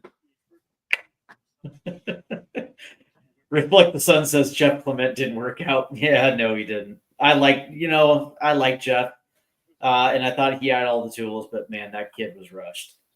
And now it's going to be popped up to left field and fouled. Not even left field. That is just a bit foul. Ball 4. Ball 8. You've never seen Little Big League? Nope. Oh, dude, the Mariners are showing heavy in that one. That was the only movie where Randy Johnson and Now here's a Jr. fly ball to center field, and Julio is there, and he makes the catch, and that's gonna be the first out of the inning. It's so the premises of the movie is a young kid, a 12-year-old kid, inherits the Minnesota Twins from his grandfather who passed away, and then he becomes the manager because this kid is like a baseball savant, and it's just a great movie, man. I love the Little Big League, man. You would dig it. What year did the movie come out? The 90s, I think. 80s and 90s had a lot of baseball movies. They were just throwing them out there like crazy. And then mid 90s was all about basketball. Let's see. What year did this come out? 1994. We've got the pitch. Now here's a fly ball foul. I think you would like it, sir. What was your most favorite scene in Major League 2? What was what? Your most favorite scene in Major League 2? When Jack Parkman gets traded to the White Sox. Your greatest gun just got traded to Chicago. In fact, your only gun. But these guys were losers. How could you sell my best player without asking? I'm on my ass. I'm tapped out. I'm not gonna even make the next month's payroll. But I didn't sell Parkman outright. That's funny. I'm the only winner all on this losers. I'm their only winner. They're either losers by choice or by birth. Save it, old man. Your biggest gun got traded to Chicago. Your only gun. But blah. But I didn't sell Parkman outright. I got you an outfielder. He used to play for the Giants. Franklin? Not those Giants. Yosha! And so Hiroshi Kamikaze Tanaka. Yeah, totally politically correct name, by the way. That's funny. So Hiroshi Kamikaze Tanaka knocks himself cold for the 4th time this week. Maybe that's normal in Japan, or maybe he's just trying to get out of the lineup. And that's going to be low for a ball, 2-2. Oh, how about this one? What do you call that garbage? It's the Eliminator. The Eliminator. Hey, I'll give you one. Get a piece of it. I'll let you name it. I'd call it the you-know-what-a-bator. I call it the masturbator. And now here's the 2-2. Humiliator line to left. That's some real pus. That's some real pus line to center field. Looks like Bonds run out of names of his pitches. As we're at 3-2 for Straw. Buta Samurai. Okay. The pitch. And here. And now here's a ground ball. Could be double play ball. Throw to second. And nope, that's all they're gonna get. In here, peaceful. On the field, warrior. I love you. I love you too much. That's funny. He goes, yes, it's me, Serrano. I am free and clear. Did he say free and queer? No, clear. Clear. Did he say free and queer? And now we've got Bichette up to the plate. Now the pitch. And that is low for a ball. Bats for bats. Keeps bat warm. What's your handicap? Gracias. Amigo, you can't just. You're welcome. So we're at 2-0 for Bo Bichette. Come on, Dorn. Get in front of the dang ball. Don't give me this Olay bullshit. Look, I took one in the eyes last year. That's going to be a strike. I'm I'm deeply deeply moved. Every time you play one off your hips, you owe me 40 sit-ups. What? Hey, Lou, can I have a word with you here? Sure. He said, you know He that takes the lead contract? on it. Yeah, he's like, yep. Improve the pitch. Now here's a fly ball to deep right center field, and Tavares is going to be there. And he makes the. Does he make the catch? No, it's It's gone. a home run, and now the Blue Jays get on the board to make it 3-2. And Bo Bichette with a 2-run home run, and he continues to batter the Mariners. Bobo, and he got a nice pitch to hit too. I thought for a minute Tavares was going to be able to make the catch right there, but I did too. no such luck. Not at all. It did look good anyway. And by the way, he gets a fastball literally right down the middle of the plate. That thing was mislocated. It just gets over the glove of Tavares. And now we have a brand new ball game where it's 3-2. So the Mariners are going to have to score again, as we're at 1-0 for Vladimir Guerrero Jr. And now the pitch, and that's going to be inside for a ball. Yeah, 93 mile an hour center. Yeah, you're not going to get away with that. No. Now here's the 2-0. And that is going to be low for a ball. Just as soon as I said that he was pitching very efficiently. Now, next thing you know, he's on 75 pitches in just 5 innings. Yep. I think this might be his last inning. Yeah. Well, it depends on how it ends. And that is a strike. Well, if it goes into the 80s and it's still not done yet, then you bet that this inning's over. You would think that there's activity in the bullpen right now. If he gets the out right now, he's probably back next inning. But that being said, if he walks him right here, and he does, yeah. You would wonder if Dan Wilson has seen enough. And actually, no, it's Pete Woodworth having a little bit of a chatter. He's going to have a chat with Logan Evans. Reverse Marine layer. It isn't April anymore. Well, you would think that with Logan Gilbert probably being, I wonder who's closer to a comeback. Is it Logan Gilbert or is it George Kirby? Because Gilbert's not even in the comeback. Gilbert is not even in the IL right now. So I think if let's say he comes back before George Kirby does, you would think that Logan Evans is going to actually be sent down. Potentially, yeah. And looks like bullpen is actually pretty quiet right now. No one's throwing in the bullpen right now. Pretty surprising. I guess they just want to have their faith in Logan Evans. Or they move Evans to the bullpen, but no, I probably would think that he's probably going to get set down. Pitch, and that is inside for a ball. That nearly got him. Mm-hmm. I mean, they tried to experiment Logan Evans in the bullpen. It didn't work out. Yeah, and that's the thing. It's like Evans has got to be careful here with a runner on. He's got to throw strikes, but he can't go middle. And now here's a fly ball to left field, but Rosarena is going to be there, and he makes the catch, and that's going to retire the side. But Blue Jays come up with 2 runs, and the Mariners have got to respond. And to make us feel better, let's check out a pizza. Senor, tell me how you make a thin crust Sahara pizza. With your hands. Cornmeal.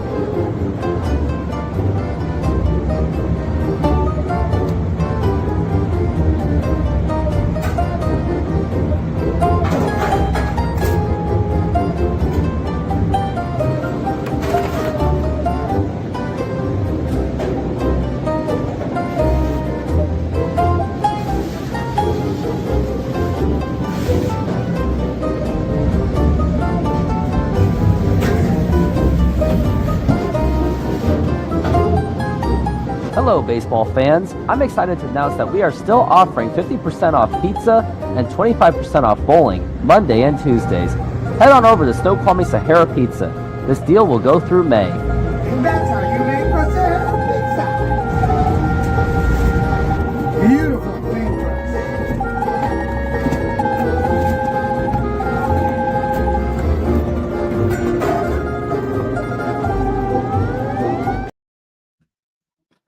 That is a good-looking pizza, except for the mushrooms. The mushrooms look gross, but I will say that See, I'm kind of a pizza traditionalist. I kind of like the plain cheese pizza.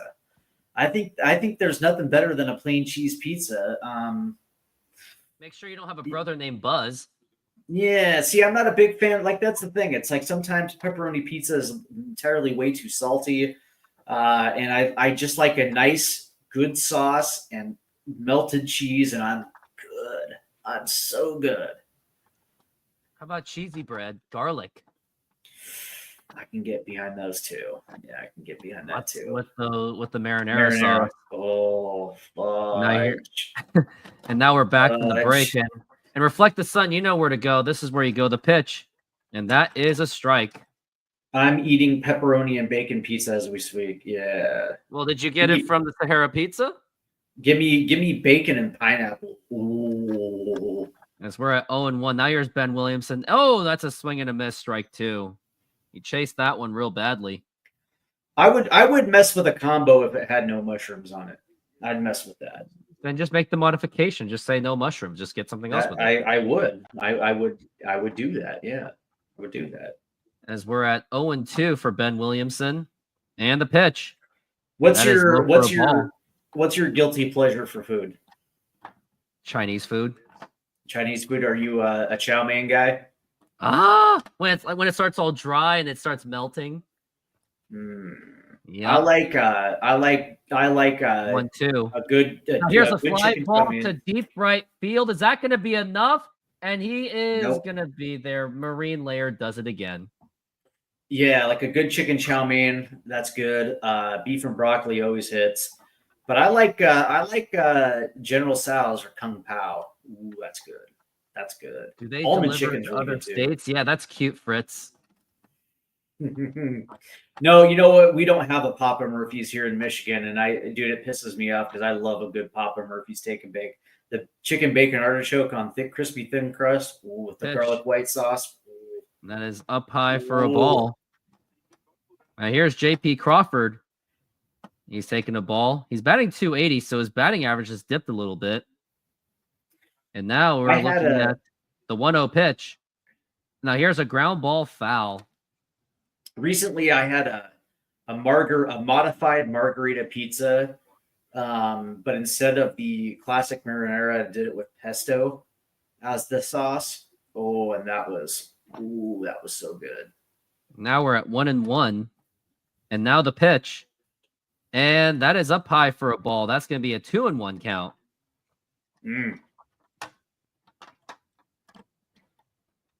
Crawford is 0 for 2 so far.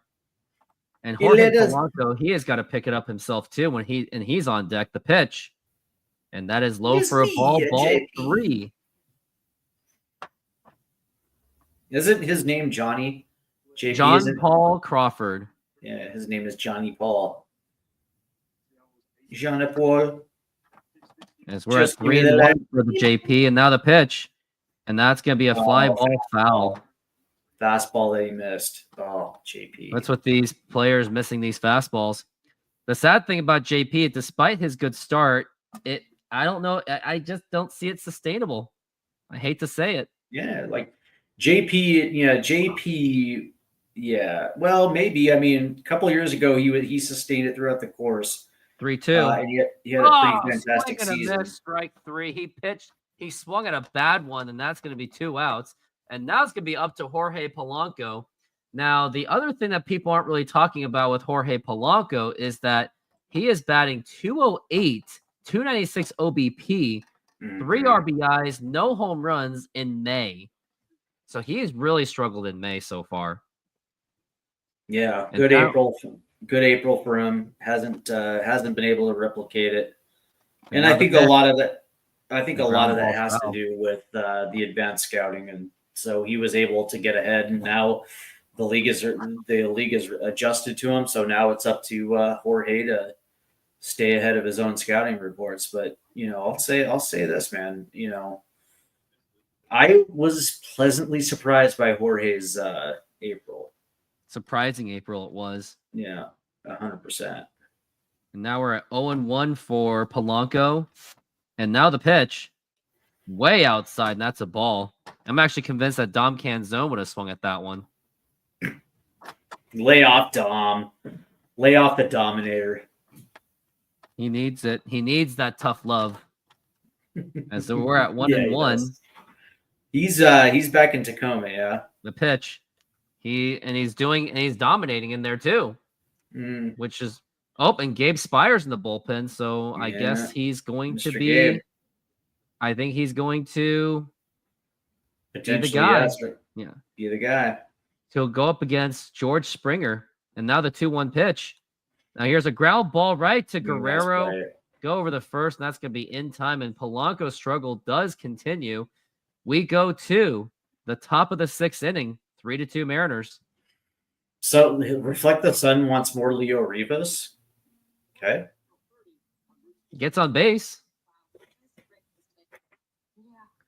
Jeez, Jorge has died. Yeah, a little bit.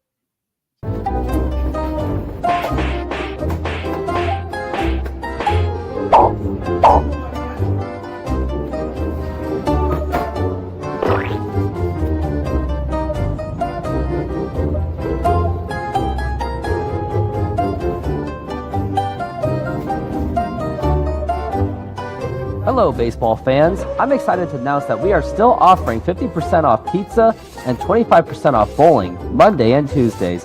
Head on over to Snoqualmie Sahara Pizza. This deal will go through May. Tired today. Oh, the lion disappeared for a moment. Looks like he went to the bathroom or something. Last year was my debut year, something that you dreamed of, and you work hard, and you get there and you see how it is to be professional. It's something that I always hold on to me, and it's something that I work on. Pretty comfy. They're talking about Ryan Bliss, who suffered a huge injury, unfortunately.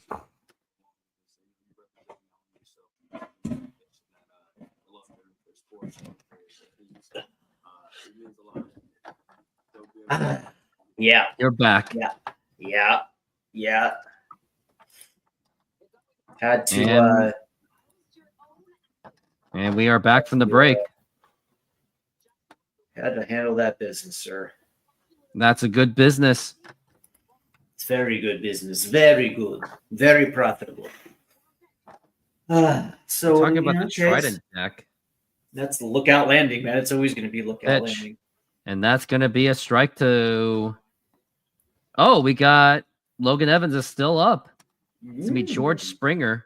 I think whoever's a lefty is up, and that's when he'll get pulled the pitch. And that is low for a ball, 1-1. Does anybody still read lookout landing, or has that blog gone by the wayside? I don't know. Yeah, I don't know either. As we're at 1-1, and a swing and a miss, strike 2. Right. More rest and just his good side was working best for Polo. Yeah. They're still writing. Yeah, they're still writing. And now the 1-2. Yeah. I'm popped up and fouled. My question is anybody reading? Is anybody reading that? I stopped reading lookout landing when like 2020 when it was entirely way too political. I was like, That's dude, probably why. It's just focus on baseball, man. That's all your job is, and now they dug themselves into a deep hole. Not to give us your take on critical race theory. That's not your job. So, anywho, I'm just curious if that blog, Mariner blog, is still up there. 1-2, and it's gonna be 2-2 as Cal Raleigh threw that ball away. Yeah, this has got to be Logan Evans' final inning. He's at 85 pitches, and now the 2-2. And now here's a liner to right field, broken bat, and that's going to be a base hit. I wouldn't be surprised if he finishes this inning. That's a good pitch, by the way. That was a really good pitch, and that was down, and I think Springer went down and got it. That was a nice piece of hitting. Alejandro Kirk is the batter, and I think is he a righty or a lefty? Righty. Yeah, they're going to keep him in. Alejandro. Looks like Ben Williamson's in the... Oh, looks like Dan Wilson's coming up, and Looks like he's seen That's enough it. out of Logan Evans, and I like the fact that Dan put him out there for that inning just to see if he can get that out. But as soon as that base hit happens, I was kind of like, be surprised. doesn't really get much of an ovation, but it's not like he was pitching that dominant. Yeah. He had 3 strikeouts, 2 walks. It was like an average outing. You know what my biggest issue with Lookout Landing is all the people that right there are straight up assholes, incredibly rude. When you try to get at them on Twitter, just be like, "Hey man, good piece." Look, whatever. I know it's good. It's like, Isn't that what we experience out of many content creators and Mariner bloggers, that they're all the same? Yeah. I hate to say it, egotistical. The only humble one I really know of, Couch GM, is humble. What else? Jay Trident Podcast, he's humble. Jay's actually a pretty funny dude. That's it. Everyone else, I hate to say it, like, well, Marine Lair, we were like apples and oranges, so I'm not going to really say much about that. I haven't listened or seen anything Marine Lair in quite some time. And then the other guys, Colby, Pat Node, and whoever. Locked on Mariners. There you go, Locked on Mariners. I haven't seen a Locked on Mariners in 2 years now. There's also Raise the Trident. He's a man of 600. Raise the Trident. Right. That's I told you stories about. No, don't want to say too much. Yeah, I forgot, man. Yeah, it's good to forget. I don't forgive and forget. I don't get into YouTube beefs. I think it's ridiculous. Like everybody does their own thing, and I support everyone, even if I personally don't necessarily care for them, but I do support you because we're all in our same little sphere. Little sphere, our own little niche, and that's the thing. It's like Mariners YouTube is so small compared to everyone else, and it's like you have no right to be a jerk to anybody else in the sphere, especially for a team that hasn't even made it to a World Series. Yeah, now here's a ground ball, and that's going to get right through for a base hit, and George Springer's going to continue running. The throw to third, and clearly not in time, and the Blue Jays are now threatening. Blue Jay fans are loud, and we got runners on first and third with nobody out. Mm-hmm. Yeah, and Fritz says, a non-political creator lecturing about politics is a recipe to ruin the show 100%. Because I think people forget that this is entertainment, right? That's what sports are. It's just a time for you to. It's a time where you can just zone out of your responsibilities and you can just have a good time and be entertained and get away from politics and things like that. And it's like the last thing you want to do is turn into a Mariner game or listen to a Mariner YouTuber, and it's like you have to listen to that jazz, and you're just kind of like, next, the whole swipe right, swipe left. Next. Just like YouTube Shorts, you can just skip it. Yep. And now the 0-1. Now here's a ground ball, could be double play ball, throw to second, and the throw to first. And that is not in time, and that also means George Springer scores. And the Mariners are now tied with the Blue Jays at 3-3 on Barger's fielder's choice. We are tied. Yeah, we saw it coming, unfortunately. Yeah. Yep, he was clearly safe. Yeah, 100% he was safe. And Barger gets down that line quick, man. He got down that line. He really did. And the other thing that really gets me is we're at 1 out, by the way. At least there's no threat on third base anymore, but it came at the cost of them scoring. Throw to first and not in time. Blue Jay fans always outnumber the Mariner fans at T-Mobile. Blue Jays could be a 100-loss team. Mariners could be a 116-win team, and Blue Jay fans will still show up. Yeah, and I noticed that. Give Mariner fans a reason to show up and outnumber them. That's all I say. So, my thing is, Mariner fans complain about it on social media. Man, still Blue Jay fans are annoying. I go, why don't you buy the ticket? Why didn't you buy the ticket when it was out for sale? Mm-hmm. Well, what's funny is, do you remember last year when the Mariners were willing to sell Blue Jays merch in the team shop? I thought that was funny. I was like, "What are you doing, man? No, you can't do that. 1-1. Just take their Strike. money. Take their money from ticket sales, but you Not don't merchandise. you don't sell Blue Jay merch in your team shop." And I think the Mariners try to cover it up and going, no, that was just around the time of the All-Star game. Like, sure. The pitch. And that's going to be a check swing. Actually be a strike. That's out number 2. That's But fun. yeah, and think about all the people from Canada, from Vancouver. Their currency is much weaker than America, and they're still willing to spend the big dollars to drive to Seattle, find parking. They figure Why it does out. that? But my question to you is, like, you bring it up every time the Blue Jays come into town, right? And so my question to you is, like, why does it bother you so much? Like, No, what the Mariner fans complaining or the Blue Jay fans showing up? yeah, Blue Jay fans showing up, because it's No, like, what's funny is, like, there were 2 teams at one point, and but now that there's only one team, it's Canada's team, right? So it's not just Ontario's team. It's I just it is what it is, right? But that being said, it's like I just tell Mariner fans, it's like, if you don't want it, show up. If you don't want show up. Don't 0-1. show up. And that's going to be 0-2 by Gabe Spire. And that's going But to be let's 0-2. pretend. But let's not pretend this is just a thing with the Blue Jays, right? Because when the Red Sox come into town, Red Sox fans outnumber Mariner fans at T-Mobile as well too, and that happens all the time. The 0-2 pitch, and that's going to be a foul ball. Yeah, No, but Blue Jay reflect the fans sun. do it better than everyone else. That's the thing. But reflect the sun. The Mariners are not the only team that prioritize revenue and profits. Every team in this league prioritizes that as well too. 0-2, and that is low for a ball. 1-2. Do you also might think it have anything to do with the fact that cost of living in Washington so much that people maybe are just not willing to drop $100 in a day, because Washington $100. It's like, yeah, maybe by yourself, but if you're like bringing your kid, you're going to be paying.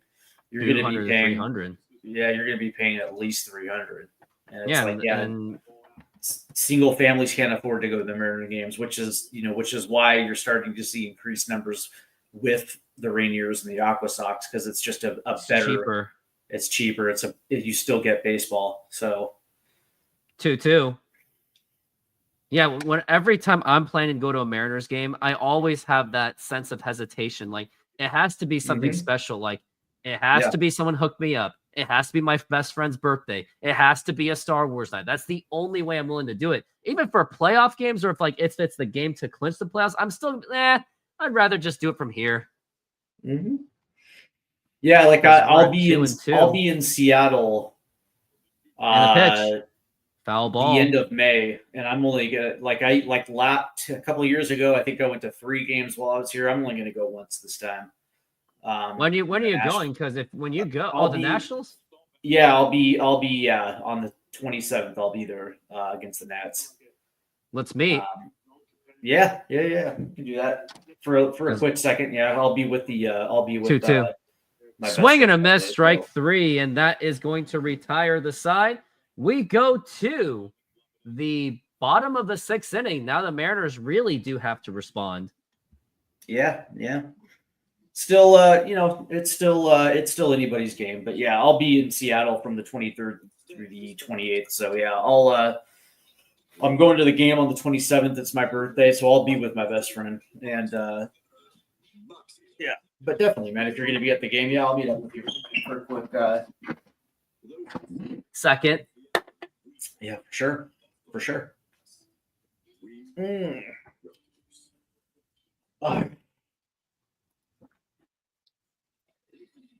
We're now at 6th inning.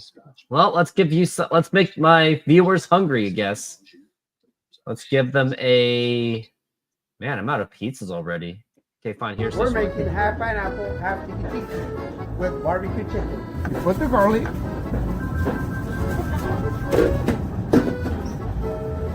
Put the pineapple on the whole pizza. Remember, they want half pineapple, and the one is going to be tiki with pineapple, garlic, feta cheese, artichoke hearts,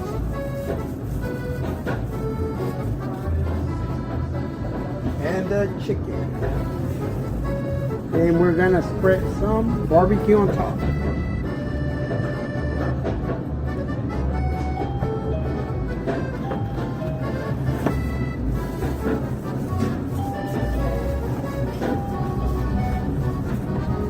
And it's ready. Put it on the oven. Let it run. Hello, baseball fans. I'm excited to announce that we are still offering 50% off pizza and 25% off bowling Monday and Tuesdays. Head on over to Snoqualmie Sahara Pizza. This deal will go through May. And we are back from the break. Here's the pitch to Julio, and a liner to left field, and that is going to be caught. A diving catch by the left fielder. You cannot hate that one. That was just an excellent play. Great hit by Julio, but just happened to land in a glove. Not to throw shade at Sahara Pizza, but they kind of skimped a little bit on that pineapple right there. Ouch. I'm not putting it down because it looked like a really good pizza, but I was like, that's how much pineapple you're putting on one side, because it's just sauce, pineapple, and cheese, and it's like, come on, man, throw a couple extra pieces on there. Thank you, Fritz, for your usual donations. If any, and he does feel lonely, so if you would like to help out, join him, as that goal is still $50 in a day. And now here's Cal Raleigh up to the plate. He's batting .246 with 12 home runs. At least for the commercial. And the pitch up high for a ball. Cal Raleigh's also cooled off a bit, at least in his power. He hasn't hit a home run in quite some time. I think the last time he did was that grand slam home run against the Texas Rangers, and now that shifts in effect. The pitch, and that's going to be popped up to right field, and that is going to be hooking foul. Just a bit foul. Again. Yeah, it did look good, though. I mean, I'm just saying, I was like, ooh, you gotta throw a couple more pieces on that side where it's just pineapple and sauce. Looks like pitch clock violations seem to be rare these days. Now we're at 1-1. By the way, and if it's a pitch clock violation, shouldn't that be a ball? It should. Now here's the fly ball and fouled again. I wonder if that's going to hurt him mentally, because I want to see how many strikeouts the Mariners have after hitting a foul ball home run. That's what I want to know, if there's a stat like that. A foul ball home run? You mean a foul ball? Yeah. As we're at 1-2, and the pitch. And that is up high for a ball, 2-2. You mean just a long foul ball? Sure, let's do that. How many strikeouts do the Mariners have after a long foul ball? I don't know. Be an interesting stat to come up with. I would assume. And now the 2-2. And that is low for ball 3-2. I'm sure you can Google it and you might get an answer, or you can go on to chat GPT and find out. Randy Rosarena. Speak of Chat GPT, he made me a few pictures of myself and the 3-2 pitch. And he reached that, and it's popped up to right field, and that should be playable. That's not going to get out. And he reached for it, too. That was the worst part of it. Lukes out there in right field making the grab for Toronto right there. Yeah. Well, at commercial break, I do have Chat GPT pictures of myself related to my YouTube channel. Show that to you by commercial break. And so Chat GPT is doing pictures now? Yeah, they do pictures. You can just ask them to create a picture? Oh, cool. Now can you draw a picture of me related to my YouTube channel? Yeah. Oh, that's cool. It's good to know. As we're at 0-1 for Randy Rosarena. You probably would have to upload your picture though, right? You need your own picture, of course. As we're at 1-2 for Rosarena. That's cool. And the pitch. And that is outside for a ball, 1-1. And by the way, we're already at 2 outs in this inning. Randy Rosarena. Like to see a nice little bomb here. That would be nice. Yeah, that's what he needs to do. The pitch. And that is low for a ball. And I've noticed on Randy Arozarena, he likes to hit on the insides. He doesn't like to hit basically anywhere else. Now it's starting to be understandable why he takes so many of those step backs. Because he's very picky on what he wants to swing at. Totally. And the 2-1. And that's going to be a foul ball. He reached for it. Just like Cal Raleigh unnecessarily reached for it. Yeah, this pitcher, he's doing a really good job of keeping the Mariners off balance right now. He really has. And I wonder how many strikeouts he does have. He has 3. 10. And the pitch. And strike 3 called, and that is going to retire the side. Randy Arozarena could not believe it. We go to the top of the 7th inning. It is tied at 3-3. And now here's those pictures that I've been anticipating to show you. Here's my YouTube, my standard YouTube channel, Chat GPT of myself. Kind of look buff. Yeah. In midget form. I like it. Here's me boasting about my fantasy basketball champion from 2011 to 2012, the lockout season. That you probably rigged for your own benefit. Here is my 2024 fantasy baseball champion. That's your rigged. That one I'd like. Come on, man. This one is just another YouTube one. Oh, this is my 2022 fantasy football champion. That you rigged. That I won by 0.1. Yeah, dude, you rig your own league so you get the number 1 picks, and it's an uphill climb for anybody that plays in your league. Yeah, but I got 11th. I got 11th overall this year, and I was forced to pick Yordan Alvarez, and now he's on the IL. You'll be fine. Well, here's my team. My catcher is Logan Ohape. I got Christian Walker, Bryce Terong, Austin Riley, Geraldo Perdomo, Pete Crow Armstrong, Grisham of the Yankees, Buxton, Eugenio Suarez, Yandy Diaz, CJ Abrams, Bryce Reynolds, Jake Cronenworth, Yordan Alvarez, and the pitchers, Bryce Miller, Bello, Bryce Miller, ouch, Tariq Skubal, Dylan Cease, Jeff Hoffman, and Urena for the Blue Jays tomorrow. Yeah, your pitching is a little bit better than your lineup, but I do like Jake Cronenworth, though. Never play rooftop for money. Well, that's my. Yeah, conveniently he walks away in the prize places. Conveniently. I also play fantasy WNBA, and I'll let you get. And I got the number 1 overall pick, and guess who I'm picking? Breanna Stewart. Nope. She's a dime. Who? Caitlin Clark. Oh, look at that. We got Matt Brash. Of course, it's Caitlin Clark. And Matt Brash. Oh, so you got pitch. So you got the number 1. You said you got the number 1 overall pick in your WNBA draft. Yeah, of course you did. Caitlin Clark. Hey, I had to play bowling for that. And by the way, you will run away with the league because she is the best player on the planet right now. I got 2nd place last year with Caitlin Clark, and that is a strike 2. As we're at 0-2, and it's good to see Matt Brash back. His velocity may not be as what it was, but he still hasn't given up a run yet and still getting into the groove. The 0-2, and that is low for a ball. He's still a bit wild, though. That's what the weakness of Matt Brash is. He's Fritz has been following the Rockies this season. It's going from bad to worse than the White Sox last year, and they lost 21 to nothing. The pitch today. And strike 3 called, and down he goes, and a nice strikeout by Matt Brash.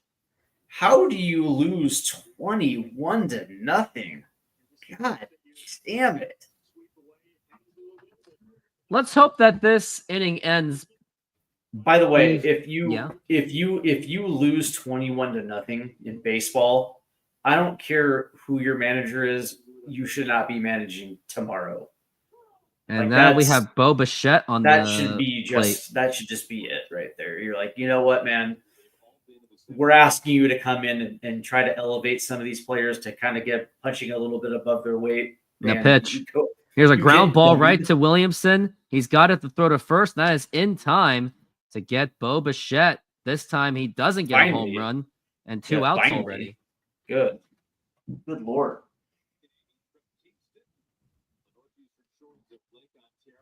I also noticed that the Northwest Sports Fanatics is not here today, so it really is my opportunity to pick up some new fans. No There you disrespect go. to Northwest Sports Fanatics, though. I mean, he's been grinding this for 10 years to pitch, and that is a strike. Who's Northwest Sports Fanatics? He's the other YouTuber that does Mariners play-by-play. That's cool. I think he's actually my direct competition. Have you guys ever collabed before? We collabed for one game, and it was one of those apples. It's like apples and oranges kind of feel. I gotcha. It was like we tried, but it's like the click. I guess the click just wasn't there. The click was not there. Sometimes it's either works or it doesn't. That's exactly right, man. That's exactly right. 0-2. No blood was drawn. It was just eh. Oh, there was blood. Oh, there was blood. There's always blood. Think so. Maybe he does see me as the competition, even though he is light years ahead of me, and they won too. Yeah, that is low for a ball.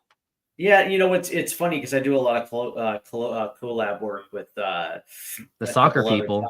A couple of Tottenham Hotspur YouTube pages, and we all get along. You know what I mean? Like, there's no and we're talking about YouTube pages that are night and day ahead of where I'm at, but everybody's cool, and we're just the 2-2. A good that group is of low guys for a ball.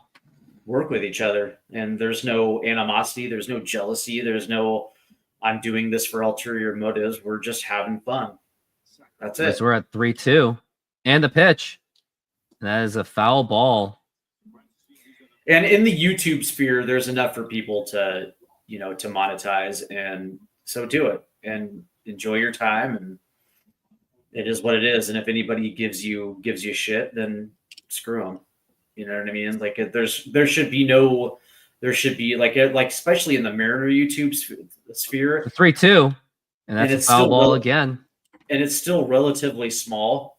Like, everybody should be working together, because you know what? If you collab, you plug into other people's fan bases. You know what I mean? And it's an opportunity to get subs, but it's also opportunity for you to get in front of their subs as well too. So it works both ways. 3-2. Check swing. Did he go? He did not go, and that's going to be ball 4. Take your base. As Matt Brash is showing his wild side of himself. Gonna take me to the wild side. It's good to see Brash back, though. Yeah, he couldn't have done worse than what Santos was doing, because Santos looked atrocious in his first time around. And the Mariners, just to think that the Mariners gave up Herlander Baroa and the comp pick. I'll tell you what, Matt Brash looks horrible looking tonight. With the exception of that strikeout to Bo Bichette, but he has been wild. That's why Brash is kind of they're not even putting him in the 8th innings. They're putting more like 6th or 7th inning right now, because he was the setup man. Yep.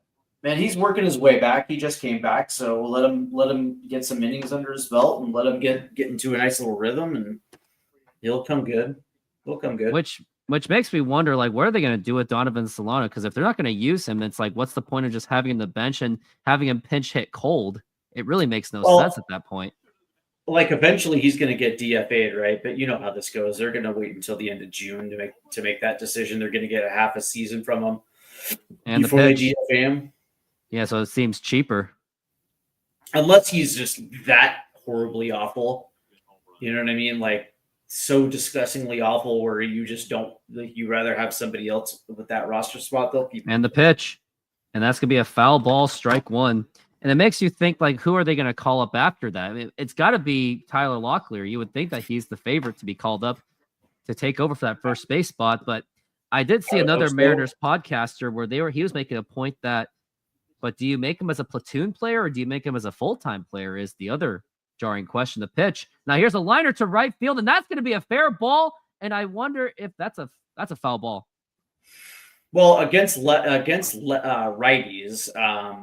you can still have Rowdy Tellez as a DH if you want to play Locklear, but against lefties, it's kind of a no-brainer. As we're at 1-2, because Locklear hasn't exactly shown his full potential quite yet, whether he could be a full-time player or a platoon player. But that being said, man, you got to give him at least 500 at The bats, pitch. if not And 1,000. strike 3 called, and that's going to retire the side.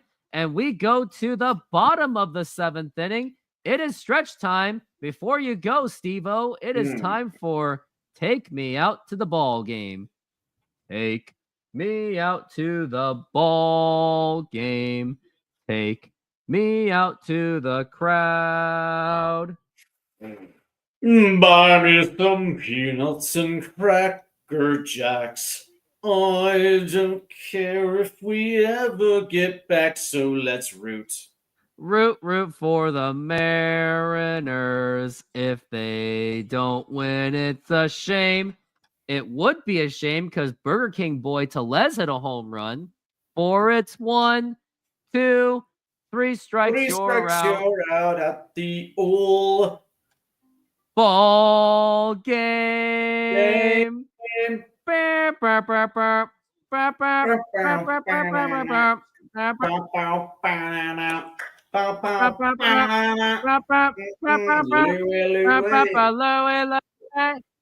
Oh no!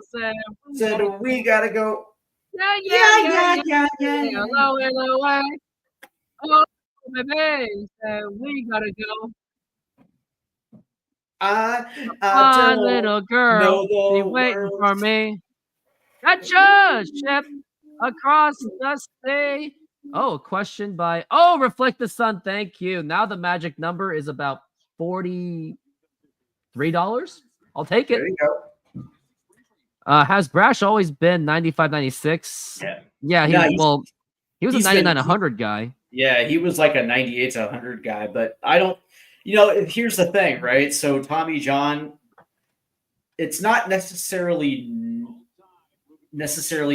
across the board that you're going to lose some velo off of Tommy John, because some guys come back and are still able to throw that. But that being said, it's like when you have Tommy John, you learn how to dial it back when you need to, right? There's times where you should go 100%. Now here's Rowdy Tellez. And now here's a fly ball to right center field, and it's just a matter of who's going to get it. And he makes the catch. That is Clement. Yeah, there's times where you should throw at 100% max, but then you can also dial it back and go 95 or go 92.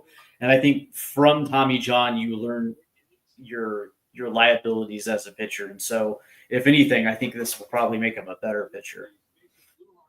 Yeah, Matt Brash has just got to work on control, maybe work on one more pitch. Like if Matt Brash just developed a splitter, he could be one of the best pitchers in the bullpen in baseball. But he's always had that slider, that slide piece, that wicked slide. But it's all about control and location, really. It's his biggest weakness. And he was, if we remember, he was used quite a bit in the 2023 season. And he took quite a bit to actually establish into one of the best pitchers. He pitched 70 innings. Yeah, that's crazy. All right, my guy. I hope you have a good night. Let's go Mariners. Hopefully they take care of business tonight. Yep, it was fun. Thanks for having me on. I'm glad I was able to stop by tonight. Maybe you stopped by for a majority of the game. Yeah, so maybe if you're doing tomorrow's game, depending on what time it starts, maybe I might stop by again tomorrow. We'll see. I won't be there, unfortunately. And the 0-2. And a swing and a miss. Strike 3. Down goes Taveras. And Steve-O, you have a good night, All right, man. Thank you again. Thank you. And now we've got 2 outs already. Yeah, this offense has pretty much magically just dissipated, unfortunately. It's true. And the crazy thing is the Mariners still have that division lead. And now here's Miles Mastroboni. Now the pitch. And that is a strike. Right after this, I'm going to run and get a soda.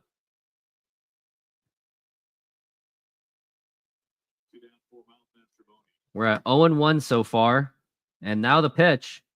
And a swing and a miss. Strike 2. Mariners offense continues to struggle.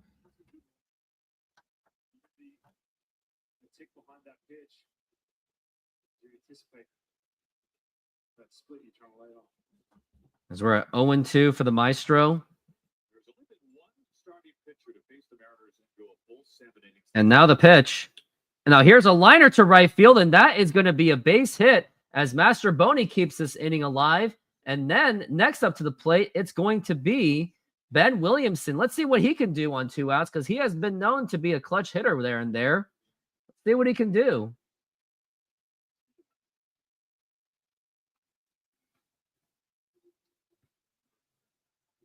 We talked about how the Mariners starting pitches or lack of depth.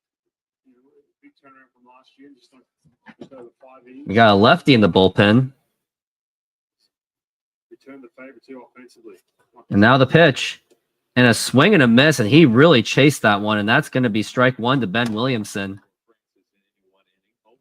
To Williamson. So Blue Hardy is warming up. Top of the order is due up next. 2 outs, go ahead, run at first base, Master Bone.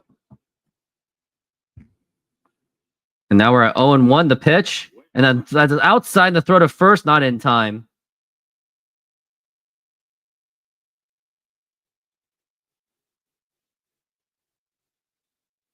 In fact, there's only now been 3 pitchers, including tonight, who have reported an out in the 7th inning against the Mariners. Wesnetsky, J.P. Sears of the Athletics, and now Francis. And now the pitch. And that's going to be a strike. Strike 2. As Ben Williamson's now down to that final strike, along with the Mariners being down to that final strike. All I can say is just hit the crap out of it. Unless J.P. Crawford can do some things, as we're at 1-2. And now the pitch. And now here's a blooper to right field. And that could drop in for a base hit. And Mastroboni should be going to third base. And he does. And now the Mariners have a runner in scoring position with J.P. Crawford up to the plate. If only Jorge Polanco was up because he's clutch on the 2 outs. And that was a beautifully hit by Ben Williamson. Keeps this inning alive. Wonder now if Mariners still have an opportunity to keep this going.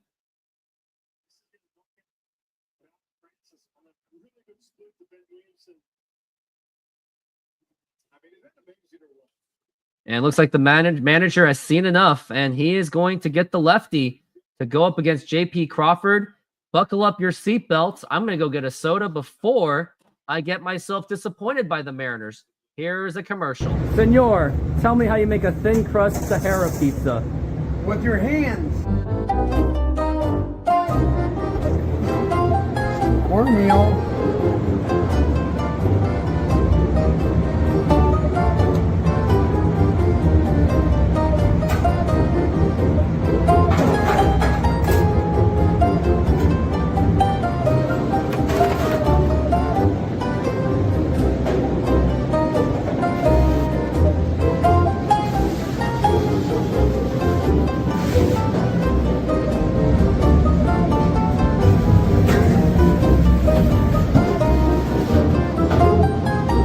Hello, baseball fans. I'm excited to announce that we are still offering 50% off pizza and 25% off bowling Monday and Tuesdays. Head on over to Snoqualmie Sahara Pizza. This deal will go through May. And that's how you make a Sahara pizza. Beautiful thing.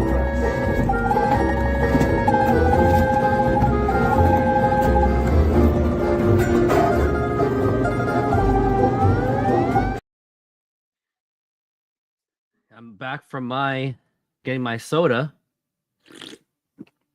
and commercial break is still going on as we are awaiting J.P. Crawford. He's going to be the hitter, but he's 0 for 3, and his batting average has severely dipped.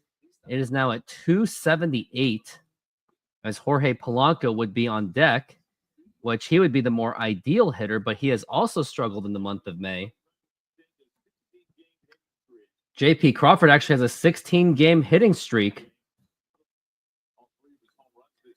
with 3 home runs, a double, and 19 singles.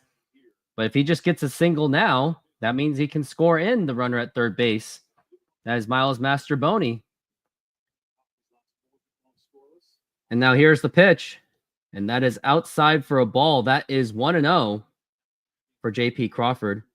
Pitcher up on the mound is Flahardy. I can't even say his name. Fluhardy? Someone put in the comments how you spell that or say it. As we're at 1-0 with 2 outs. And now the pitch. And that is a strike. That was clearly outside the strike zone. This is why people have been calling for the ABS, because of calls like this. Not that I'm going to blame the umpire if the Mariners lose. It's just little ticky-tack things like this. As we're at 1-1, and now the pitch. And a swing and a miss, strike two. Why'd you even swing at that? Like, why do you swing at that? Just why? It was like clearly outside, unless the pitch was like really confusing for him. As we're at 1-2. Now we're at 1-2. And he's got to get this. And now the 1-2 pitch. And that's going to be popped up. And that is definitely going to be playable. That is Dalton Varsho. And that is going to retire the side. And the Blue Jays get out of this jam. We go to the very next inning, the top of the 8th. Still 3-3 tie.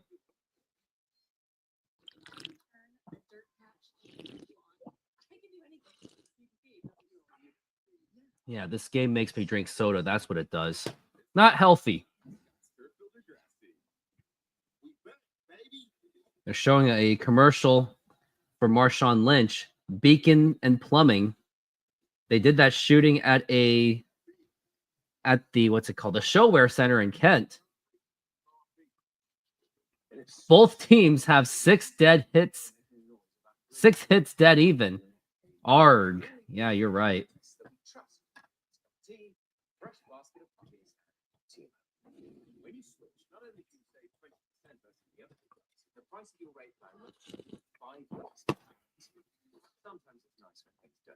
T-Mobile's new experience plan. Families can save 20% today, and the price won't change tomorrow. At least we know whether you grill with charcoal, gas, pellet, or griddle. We've got the perfect grill for you. Because only your local Ace has all the best brands in one place, like Weber. I do have a quick video. I made a video about Jung-Hoo Lee, or if you're Korean, you call him Lee Jung-Hoo. He was talking about some of his favorite players, baseball players, when he was growing up as a kid. And I'll just show it right now because this commercial is going long, unless the commercial break is over after this 8th commercial. I'll wait till after this inning. Talking about Pizza Hut, one of the competitors against the pizza place I'm trying to help make some money. Yeah, it doesn't look exactly as advertised. Yeah, Bo Bichette was the one that hit the home run over Leody Taveras' head. He nearly robbed it. Yeah, he can rob it, but yet he can't rob it, but yet the Blue Jays can. You know what they say, life ain't fair.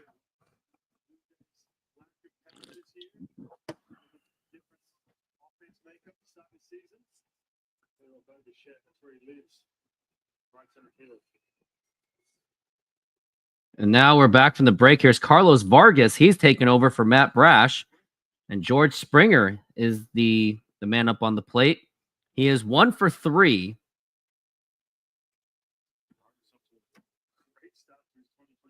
And the pitch. And low for a ball.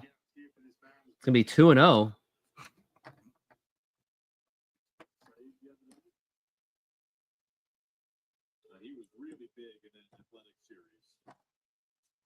As we're at 2-0. Now the pitch. And he misses it. That's going to be ball 3. And Mariners do have they sure have some big arms, but they're very erratic and they have problem with their ball locations as we're at 3-0 for George Springer.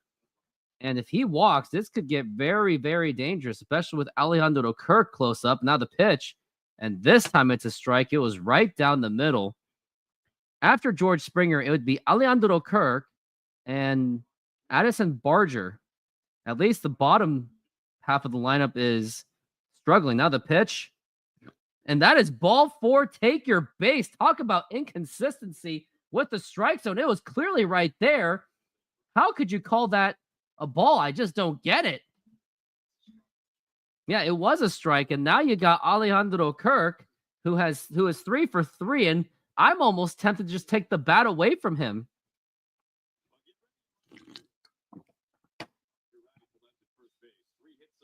He has 3 hits, and now the pitch, and that is going to be a strike.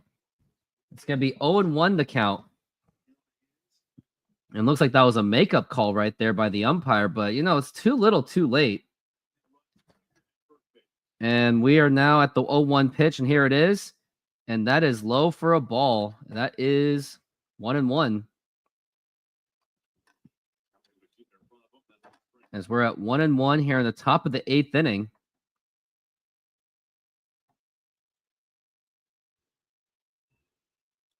Alejandro Kirk, 3 for 3 so far. Vargas at 7 pitches, going to be 8. And now here it is. And that's a pitch out, and Cal Raleigh lost the ball because it was a bad pitch by Vargas. And now I would say just walk Alejandro Kirk and just get the double play. It was a horrible pitch by Vargas, and Cal Raleigh couldn't get it off on time. And unbelievably, they're still pitching to him. Like, again, I would still walk Alejandro Kirk. He's 3 for 3. And now the 2-1 pitch. And that's going to be popped up to left field. Randy Arozarena is going to be there, and he makes the catch. But George Springer he's still there. He's still there at second base. Fritz. Why does this game feel like we're down by 5? Because the Mariners are struggling badly? I'm calling it. We'll have to do robo-umps in 2 years. I don't want them. They're worse now than ever.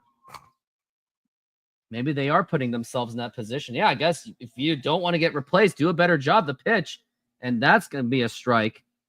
And they're still going to go right after him, even though I do want intentional walk on this because you have guys in the bottom of the lineup that are all 0 for 3. So why not?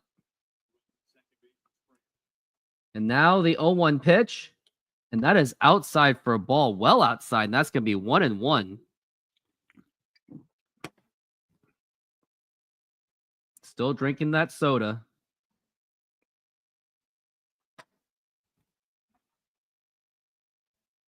As we're at 1-1, the pitch. And now here's a ground ball, and that's going to get right through for a base hit. And George Springer is going to run and score. And the throw is clearly not even close. And the Blue Jays have now taken a 4-3 lead. And that is why I said, do the intentional walk. Mariners just don't listen to my advice. Not that they could hear me anyway.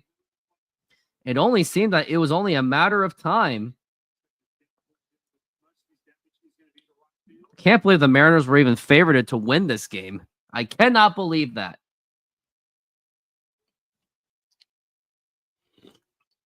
Now here's Clement. Now the pitch.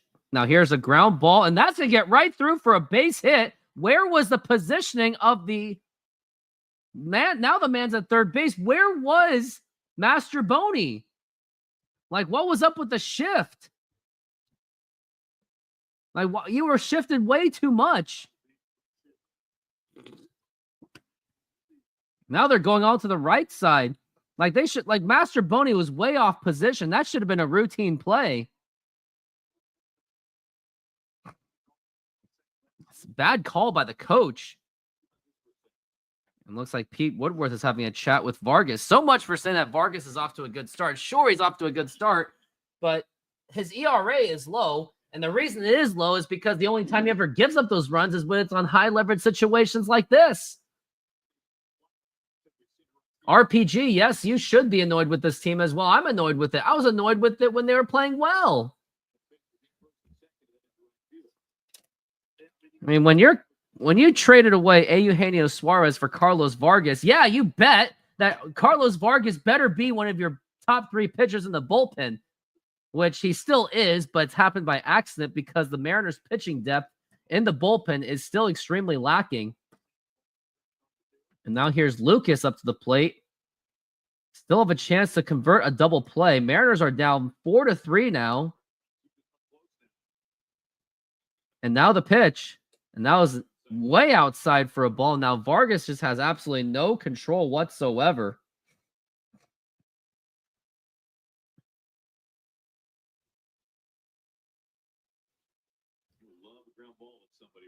Yeah, I would too. And they had a chance to do a double play before, but they failed. Some people went so crazy with this hype in early May. Yeah, I was not ready for it. I was like, yeah, well, can you keep up? Which obviously they're not. They got lucky in that A's series, and now the Mariners are on the verge of losing the series. I mean, Blue Jays were due for that revenge anyway. Doesn't help when the Mariners are at their bottom tier starters. Now we're at 1-0, and now the pitch, and that's going to be a strike, and that is a 1-1 count. Most can say that it was the phantom call by the umpire on George Springer, which made it ball 4. But I'm still not going to blame the umpire. It doesn't help when your offense isn't doing anything. And then when Carlos Vargas is pitching erratically, the pitch and a swing and a miss, and that is going to be strike 2. That seemed like that was a pretty good pitch right there. Wondering what that pitch was by Carlos Vargas. It was actually a sinker, and I figured that it was. He's been pitching nothing but sinkers in this game, in this at bat, and the pitch. And that's going to be a fly ball right to right field, and that's going to be foul. That's the thing. My least favorite team now is either the Blue Jays or the Tigers. They're just those two really annoying teams. As we're at 1-2 to Lucas, who hit the home run yesterday, has a chance to do it again and extend this inning. As we're at 1-2. And now the 1-2 pitch, and that's going to be foul ball again. Still at 1-2. They're still expecting the fans to make noise. If the Mariners lose, I'm also going to put this on Mariners fans for not willing to go to the games, but it's almost understandable why they're not, because 1, it's the streakiness of this team, 2, the cost of living, and now the 1-2. And that's going to be a foul ball. And that's the thing. When you have a state that has one of the higher property tax and it's still going up, I'm going to look up property tax.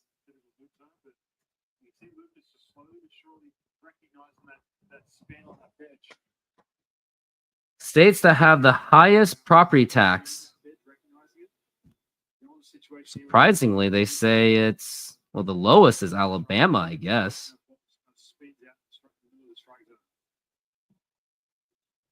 Alabama's the lowest. New York owns the highest.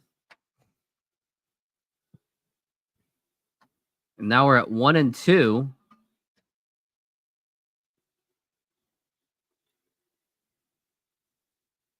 And now we're at the 1-2. And the pitch. Swing and a miss, strike 3. Now we got 2 outs.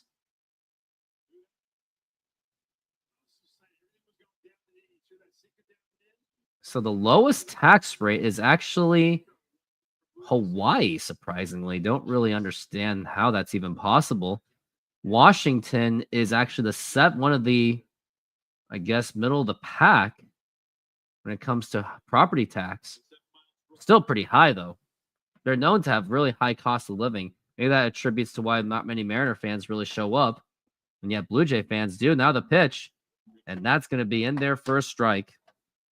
Also doesn't help when, if you're living in the King County area and you're in that light rail proximity, congratulations, you just have another $300 to $400, $500 taxed on to your car tabs, which makes it very unbearable. The 0-1, and check swing, did he go? He did not go. As we're at 1-1. I mean, it's almost to the point you can't really blame people Bizzardo is in the bullpen. Why? How is he still on this team? I just want to know what kind of favors he has done for this team. As now we're at 1-1. Now the pitch. It's going to be a ground ball foul. Now you're at 1 strike away from getting out of this inning. And it's going to be up to the top of the lineup to get something done. It's going to be J.P. Crawford, Jorge Polanco, and Julio Rodriguez. By the way, they are combined 1 for 10 in this game. And no one on the Mariners is actually really contributing well at all. As we're at 1-2.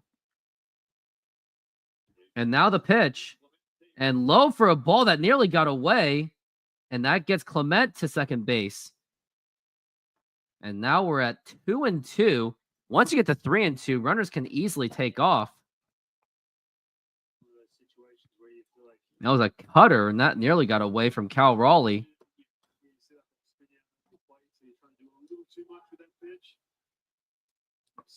Now we're at 2-2. And now the pitch. And now here's a liner to right field, and that is going to be a base hit. Run is going to score. 2 runs are probably going to score. Throw to the plate, not in time. And the Blue Jays have now broken this game open, and that may have been the dagger for the Mariners, as Carlos Vargas has completely disappointed in this game. And this game is just completely running away from them. A lot of combinations of bad things, like Carlos Vargas' lack of control and also bad defensive placements. That's what I've also noticed in this game as well. And the Mariners just cannot get out of this inning. And now here's Bo Bichette, who's still set to... And now here's a time has been called. Vargas got a violation.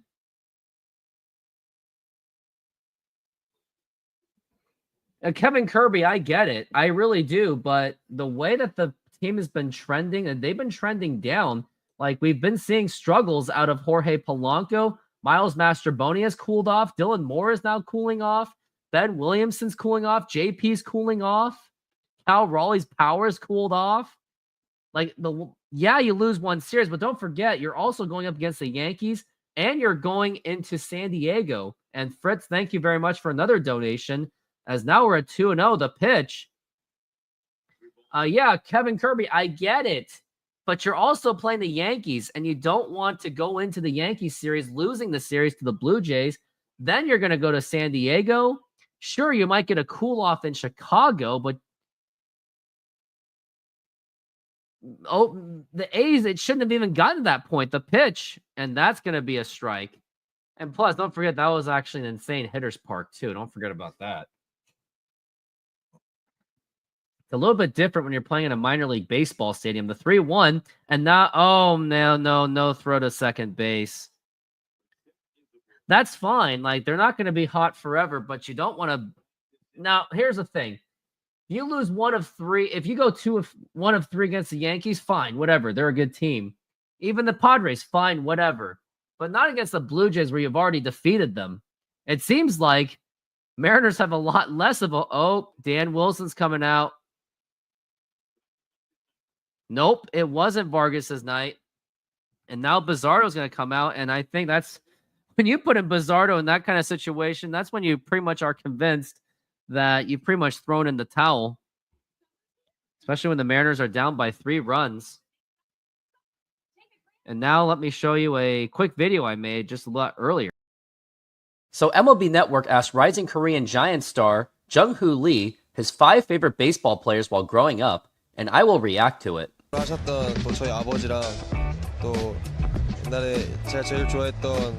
You gotta mention your father Lee Jung-bum, and fun fact about him, he was actually part of the 2006 Korean squad in the World Baseball Classic and was named as an outfielder to the All-WBC team alongside Ken Griffey Jr. and Ichiro Suzuki. Pretty good company to be a part of. 스즈키 이치로 선수랑 또. It makes sense that one of his favorite players was Ichiro growing up, considering that his play style and swinging style is pretty similar to Ichiro. ken griffey jr. 선수도 좋아했고요. 또. Of course, you gotta put Ken Griffey Jr. in there. But why did MLB Networks put the Reds version of him? Put the Mariners version in there! ken griffey jr. 선수도 좋아했고요. 또. There, I fixed it. You're welcome! 그리고 저를 제일 좋아합니다. Hey, if he can back up his confidence, then why not? Well, there's my quick little video. Yeah, it's available on my Instagram, my Twitter, my TikTok, and my YouTube channel. So before you start driving, put your phone out of reach and stay focused on the road. Together, we get there. And we are back from the break, and we're talking about the Yankees series, which I'm how to perfectly say it? I'm dreading for it. I'm scared of that Yankees series. Like, if the Mariners won 2 of 3 against the Blue Jays and lost 1 of 3 to the Yankees, then fine, whatever.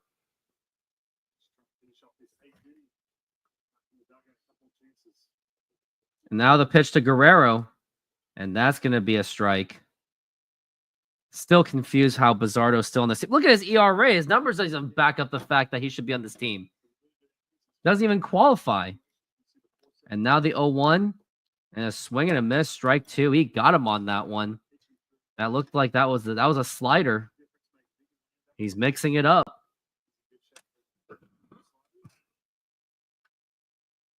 Now we're at 0-2 for Vlad Guerrero Jr. And now the pitch. And that is outside for a ball, 1-2.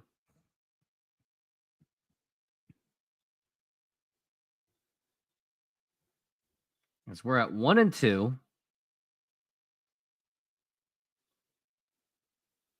And the pitch. Low for a ball again, 2-2.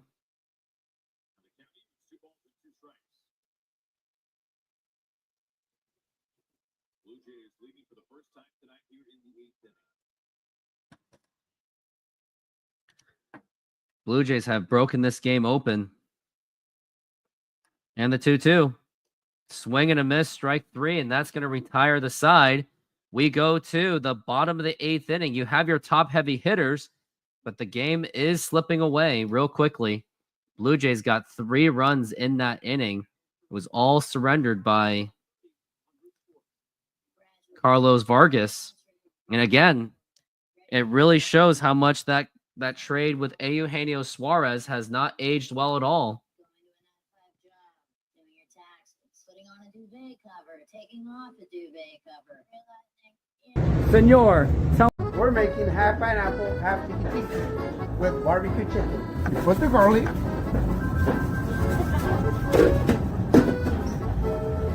Put the pineapple on the whole pizza. Remember, they want half pineapple, and the one is going to be tiki. Tiki tiki goes pineapple, garlic, feta, feta cheese, artichoke hearts,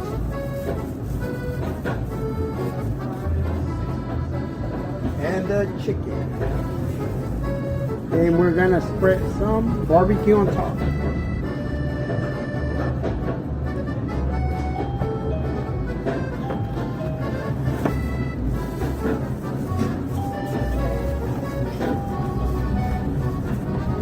And it's ready. Put it on the oven. Let it run. hello, baseball fans. I'm excited to announce that we are still offering 50% off pizza and 25% off bowling Monday and Tuesdays. Head on over to Snoqualmie Sahara Pizza. This deal will go through May. And we are back from the break.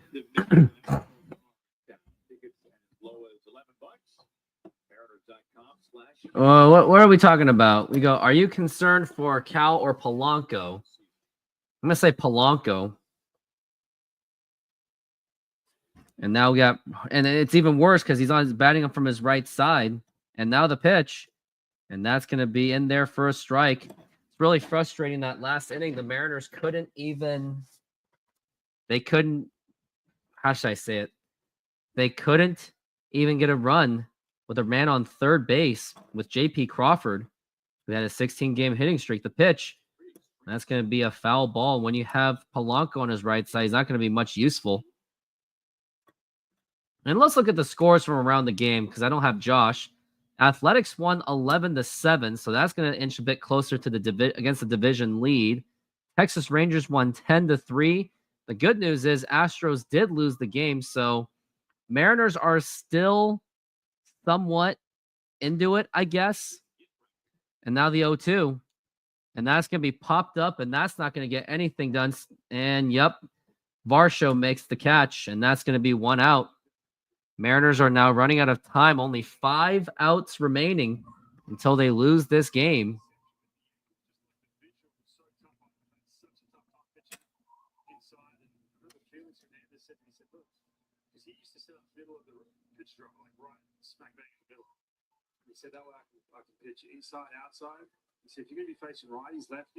James Paxton was throwing the ceremonial first pitch today. And Julio Rodriguez fouls it off. And that's going to be 0-1.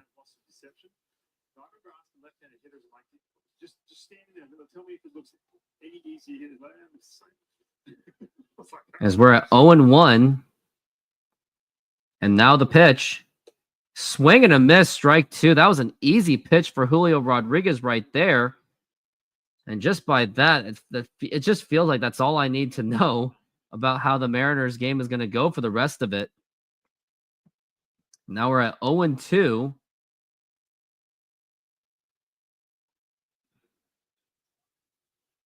Time is severely running out. Cal Raleigh is on deck. And now the pitch.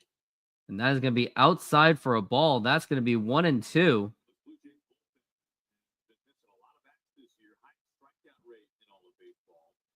Blue Jays have one of the best bullpens in baseball, as they say. As now we're at 1-2. And swing and a miss, strike 3. Down goes Julio Rodriguez. And now there's 2 outs. 4 outs away, and the Mariners lose this game. Yeah, that was like easy pitches right down the middle. That had some spin to it. Julio's just not fundamentally sound at all.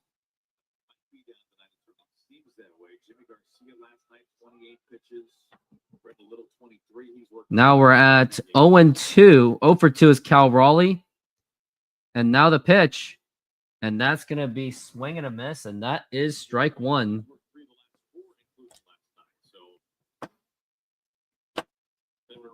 Mariners had a 3-0 lead, and they just completely blew this whole entire thing. Now we're at 0-1. Now the pitch. And that's going to be a foul ball, strike 2. And it's like, you might as well just say it's going to be strike 3 real soon. And then the Blue Jays eventually handed over to their 3 back in the bullpen kind of guys. And now tonight's game is trending in a similar way with the Blue Jays. We just haven't seen many teams be able to roll that out against the Mariners this year. And now we're at 0-2. Now the pitch. Swing and a miss, strike 3. And boy, was I right that it was going to be strike 3. I wish I was wrong. And that's going to retire the side.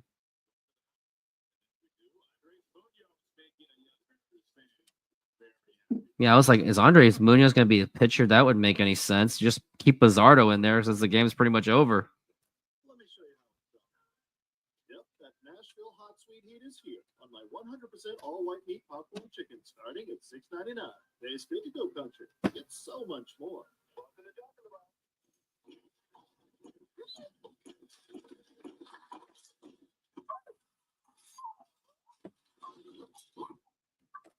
Good morning. Start with the goodness and try not to listen.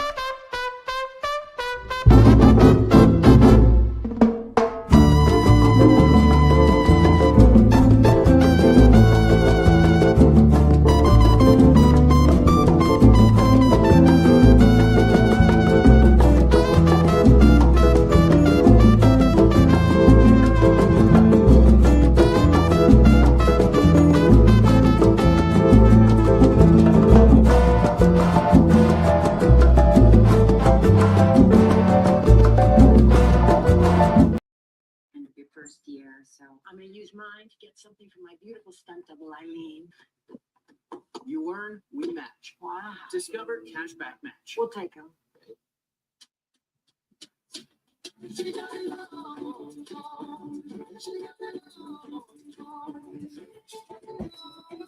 Style her with love. Shop the Mother's Day sale. Only at K. Do anything flashy to announce my budget's under $4. The items you crave, like tiny tacos or French toast sticks for less than $4. But I will do something explosive. Jack, every bite's a big deal. Final game of the series tomorrow. Bryce Miller will be able to mount the Mariners around the air at 12:30 on Mother's Day Sunday. Jose Urania, who was his second start, they're trying to find a piece to fill the void in the rotation. And now we're back from the break, and now here's Eduardo Bizardo, the pitch, and that's going to be a strike. And it looks like the umpire just wants to go home. It was clearly a ball, but he was like, whatever. Doesn't care anymore. As we're at 0-1, and now the pitch. Now here's a fly ball to right field and foul. That's going to be 0-2 already.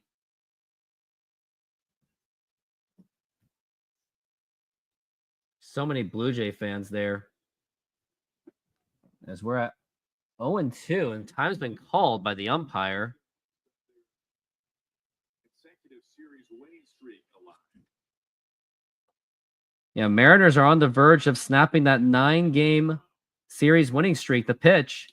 And now here's a fly ball to center field, and Julio's going to be there, and he makes the catch. And that's going to be 1 out. Tonight for these Blue Jay hitters, the opposite field hits tonight. 7 of 9 total hits. Sprinkle a couple lefties in there, but majority of them off-out hits for righties. You see that photo of the shit home run. And now the pitch. And that's going to be a strike. Sure, it looks like he's going to be coming back very soon. He's going to be facing hitters coming up in the next couple of days. Maybe one rehab outing. And the pitch. And that's going to be a strike.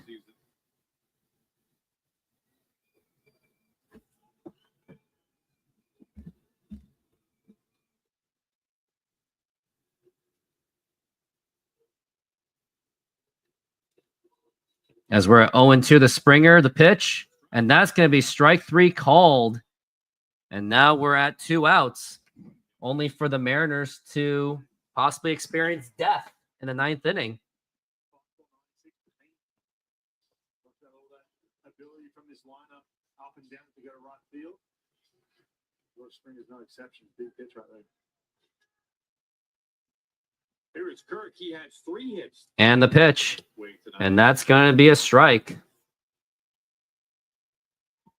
Blue Jays, right, we were talking about maybe Jeff Hoffman being down, having worked 3. I know he's been decent, and it's not so much him, but you get the idea. The bottom of the lineup is really thin because they didn't sign anyone in the offseason, which is very true. As we're at 0-1, and now the pitch. Now here's a fly ball to center field, and Julio is actually running, and he's going to let it drop in for a base hit. Where is the hustle? The hustle was not there. I think he should have got that. He just stopped all of a sudden. Just look at it. It's a fly ball by Kirk, and Julio was actually hustling, and just all of a sudden he just stops. Just let it drop. I hate to say it, I don't think Julio is the superstar that the Mariners were hoping for. I was hoping for it, but it just hasn't happened. It did happen his rookie year. And now the pitch to Barger. Now here's a ground ball right to Master Bunny. Diving stop, throw to first in time. And that's going to retire the side. But the last try for the Mariners, up to the plate, is going to be Randy Arozarena. Then after that, it's going to be Rowdy Tellez and Leody Taveras. The ones have actually been 1 for 3 and then a 1 for 2, but don't really expect much. And you would think that with Jeff Hoffman being the closer, you would think that Donovan Solano is going to be the hitter, which basically means you played Gabe up. Mariners are dangerously on the verge of losing the series.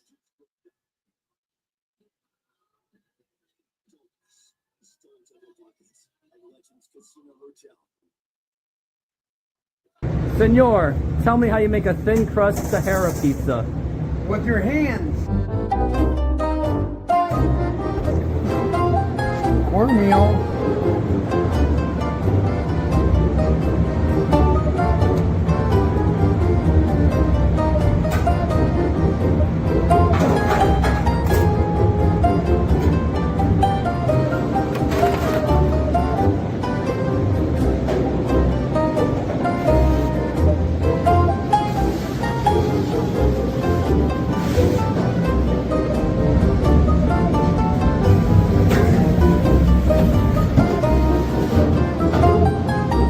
Hello, baseball fans. I'm excited to announce that we are still offering 50% off pizza and 25% off bowling Monday and Tuesdays. Head on over to Snoqualmie Sahara Pizza. This deal will go through May. And that's how you make a Sahara pizza. Beautiful thing.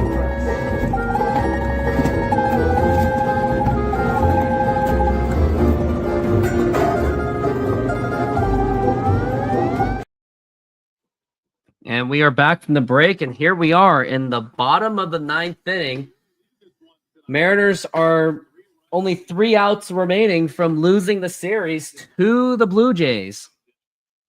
And it's going to be Jeff Hoffman. So that means the good news is Tellez can still be the hitter. It won't be Solano. I keep thinking he's a lefty for whatever reason. The only good news out of it is if Hoffman gets the save for me, then I get the save for fantasy baseball. And I wonder if I will actually be tied with macaroni and cheese. So in some ways, it would actually benefit me. But I want the Mariners win. I don't care about fantasy right now. Now here's the pitch to Rosarena. And that's going to be just right in there for a strike. That was a good pitch to hit, and he doesn't even swing at it because his zone's really weak. And that was on his hot zone, too. How do you not swing at that? As we're at 0-1, and now the pitch. And that's going to be a strike again, not swinging at obvious strikes. And just watch that Randy Arozarena is probably going to swing and miss. No, probably swing at a really bad one. Just watch. He's going to hit the dirt, and he's going to swing at it. And now the 0-2. Oh, he didn't even swing at that one. And that's going to be 1-2. He thought about it, though. And now it's going to be 1-2 for Randy Arozarena. Hoffman is set. And now the 1-2 pitch. And now here's a ground ball foul. More like a liner, but it was fouled. And we're at 1 ball and 2 strikes still.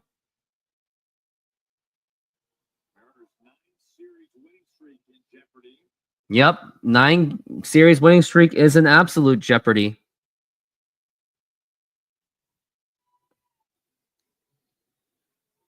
And now the 1-2. Low for a ball, and that gets away.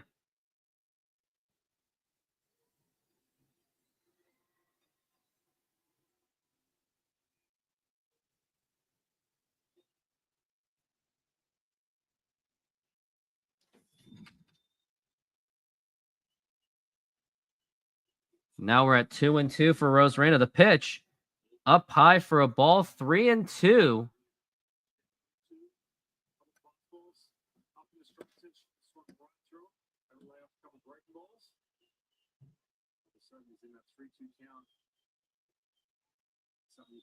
As we're at 3-2. And a swing and a miss, strike 3. We got 1 out.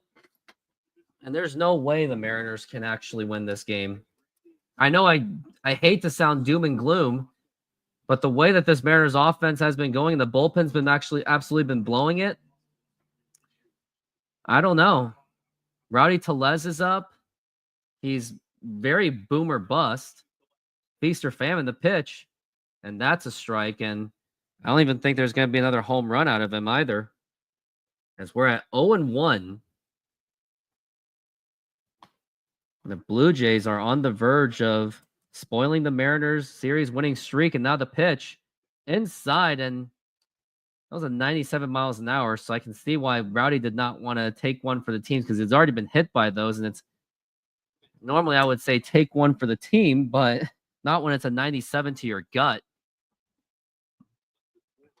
And we're at 1-1. And now the pitch low for a ball, 2-1.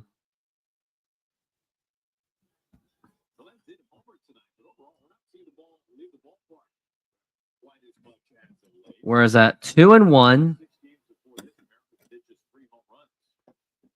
and the pitch, and strike 2.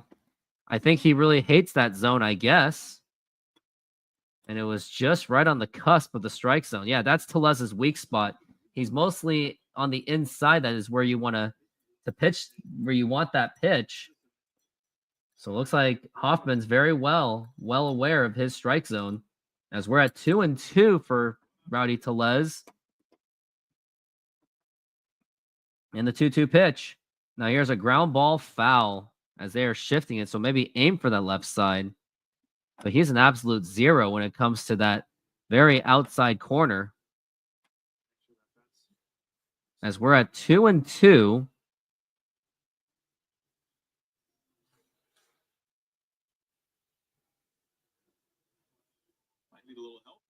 Looks like he has a broken bat.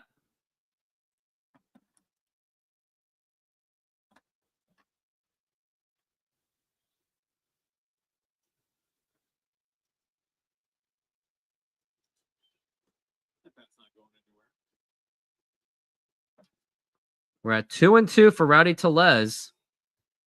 Mariners are literally 4 strikes away from losing this game. They are down by 3 runs. And now the 2-2 pitch. Low for a ball, 3-2. And if you're walking, and I wonder who's next after that, it's going to be Leody Taveras. Now we're at 3-2. And the pitch.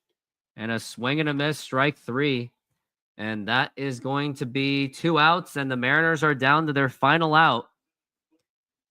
Mariners have pretty much lost this series. I mean, if you're going to lose this series, then you better make up for it with a series win against the Yankees to break even. And also the worst part is you're losing the guys that aren't even good, and now the pitch. And that is a strike. Bryce Miller is on the mound tomorrow, and I don't know if that's going to make up. Mariners might be on the verge of actually getting swept. Now we're at 0-1, and the pitch. And that's going to be popped up and fouled, and it is game time. Mariners had a 3-0 lead. Then Bo Bichette cut it down to a 1-run lead, and then the Blue Jays tied it on a fielder's choice. And then Carlos Vargas gave up 3 runs. The Mariners have not scored at all ever since the Cal Raleigh scoring on a sacrifice. And now this is it. Mariners streak is on the line. Blue Jay fans are up there, very enthused. And the 0-2. And a swing and a miss, strike 3, and the ball game is over. The Mariners lose the series. And the most frustrating thing is when you have a winning baseball team going on and it's still not enough to convince you to even go to these Mariners games. But again, it's probably the cost of living. I blame it on that. And unless anyone has anything else to say, I'm going to take off, and I got to work on my YouTube clips. So I got to roll. I just want to say thank you very much. And thank you and shout out to Fritz, Reflect the Sun, and Fritz for donating, which made it a total of $9, which will basically be $6 for me because of fees. But thank you very much for your donations. And unfortunately, I will not be here for the game on tomorrow, and I won't be there on Monday as well. So I'll be back on Tuesday. And everyone, just want to say have a good night. And painfully speaking, go Mariners.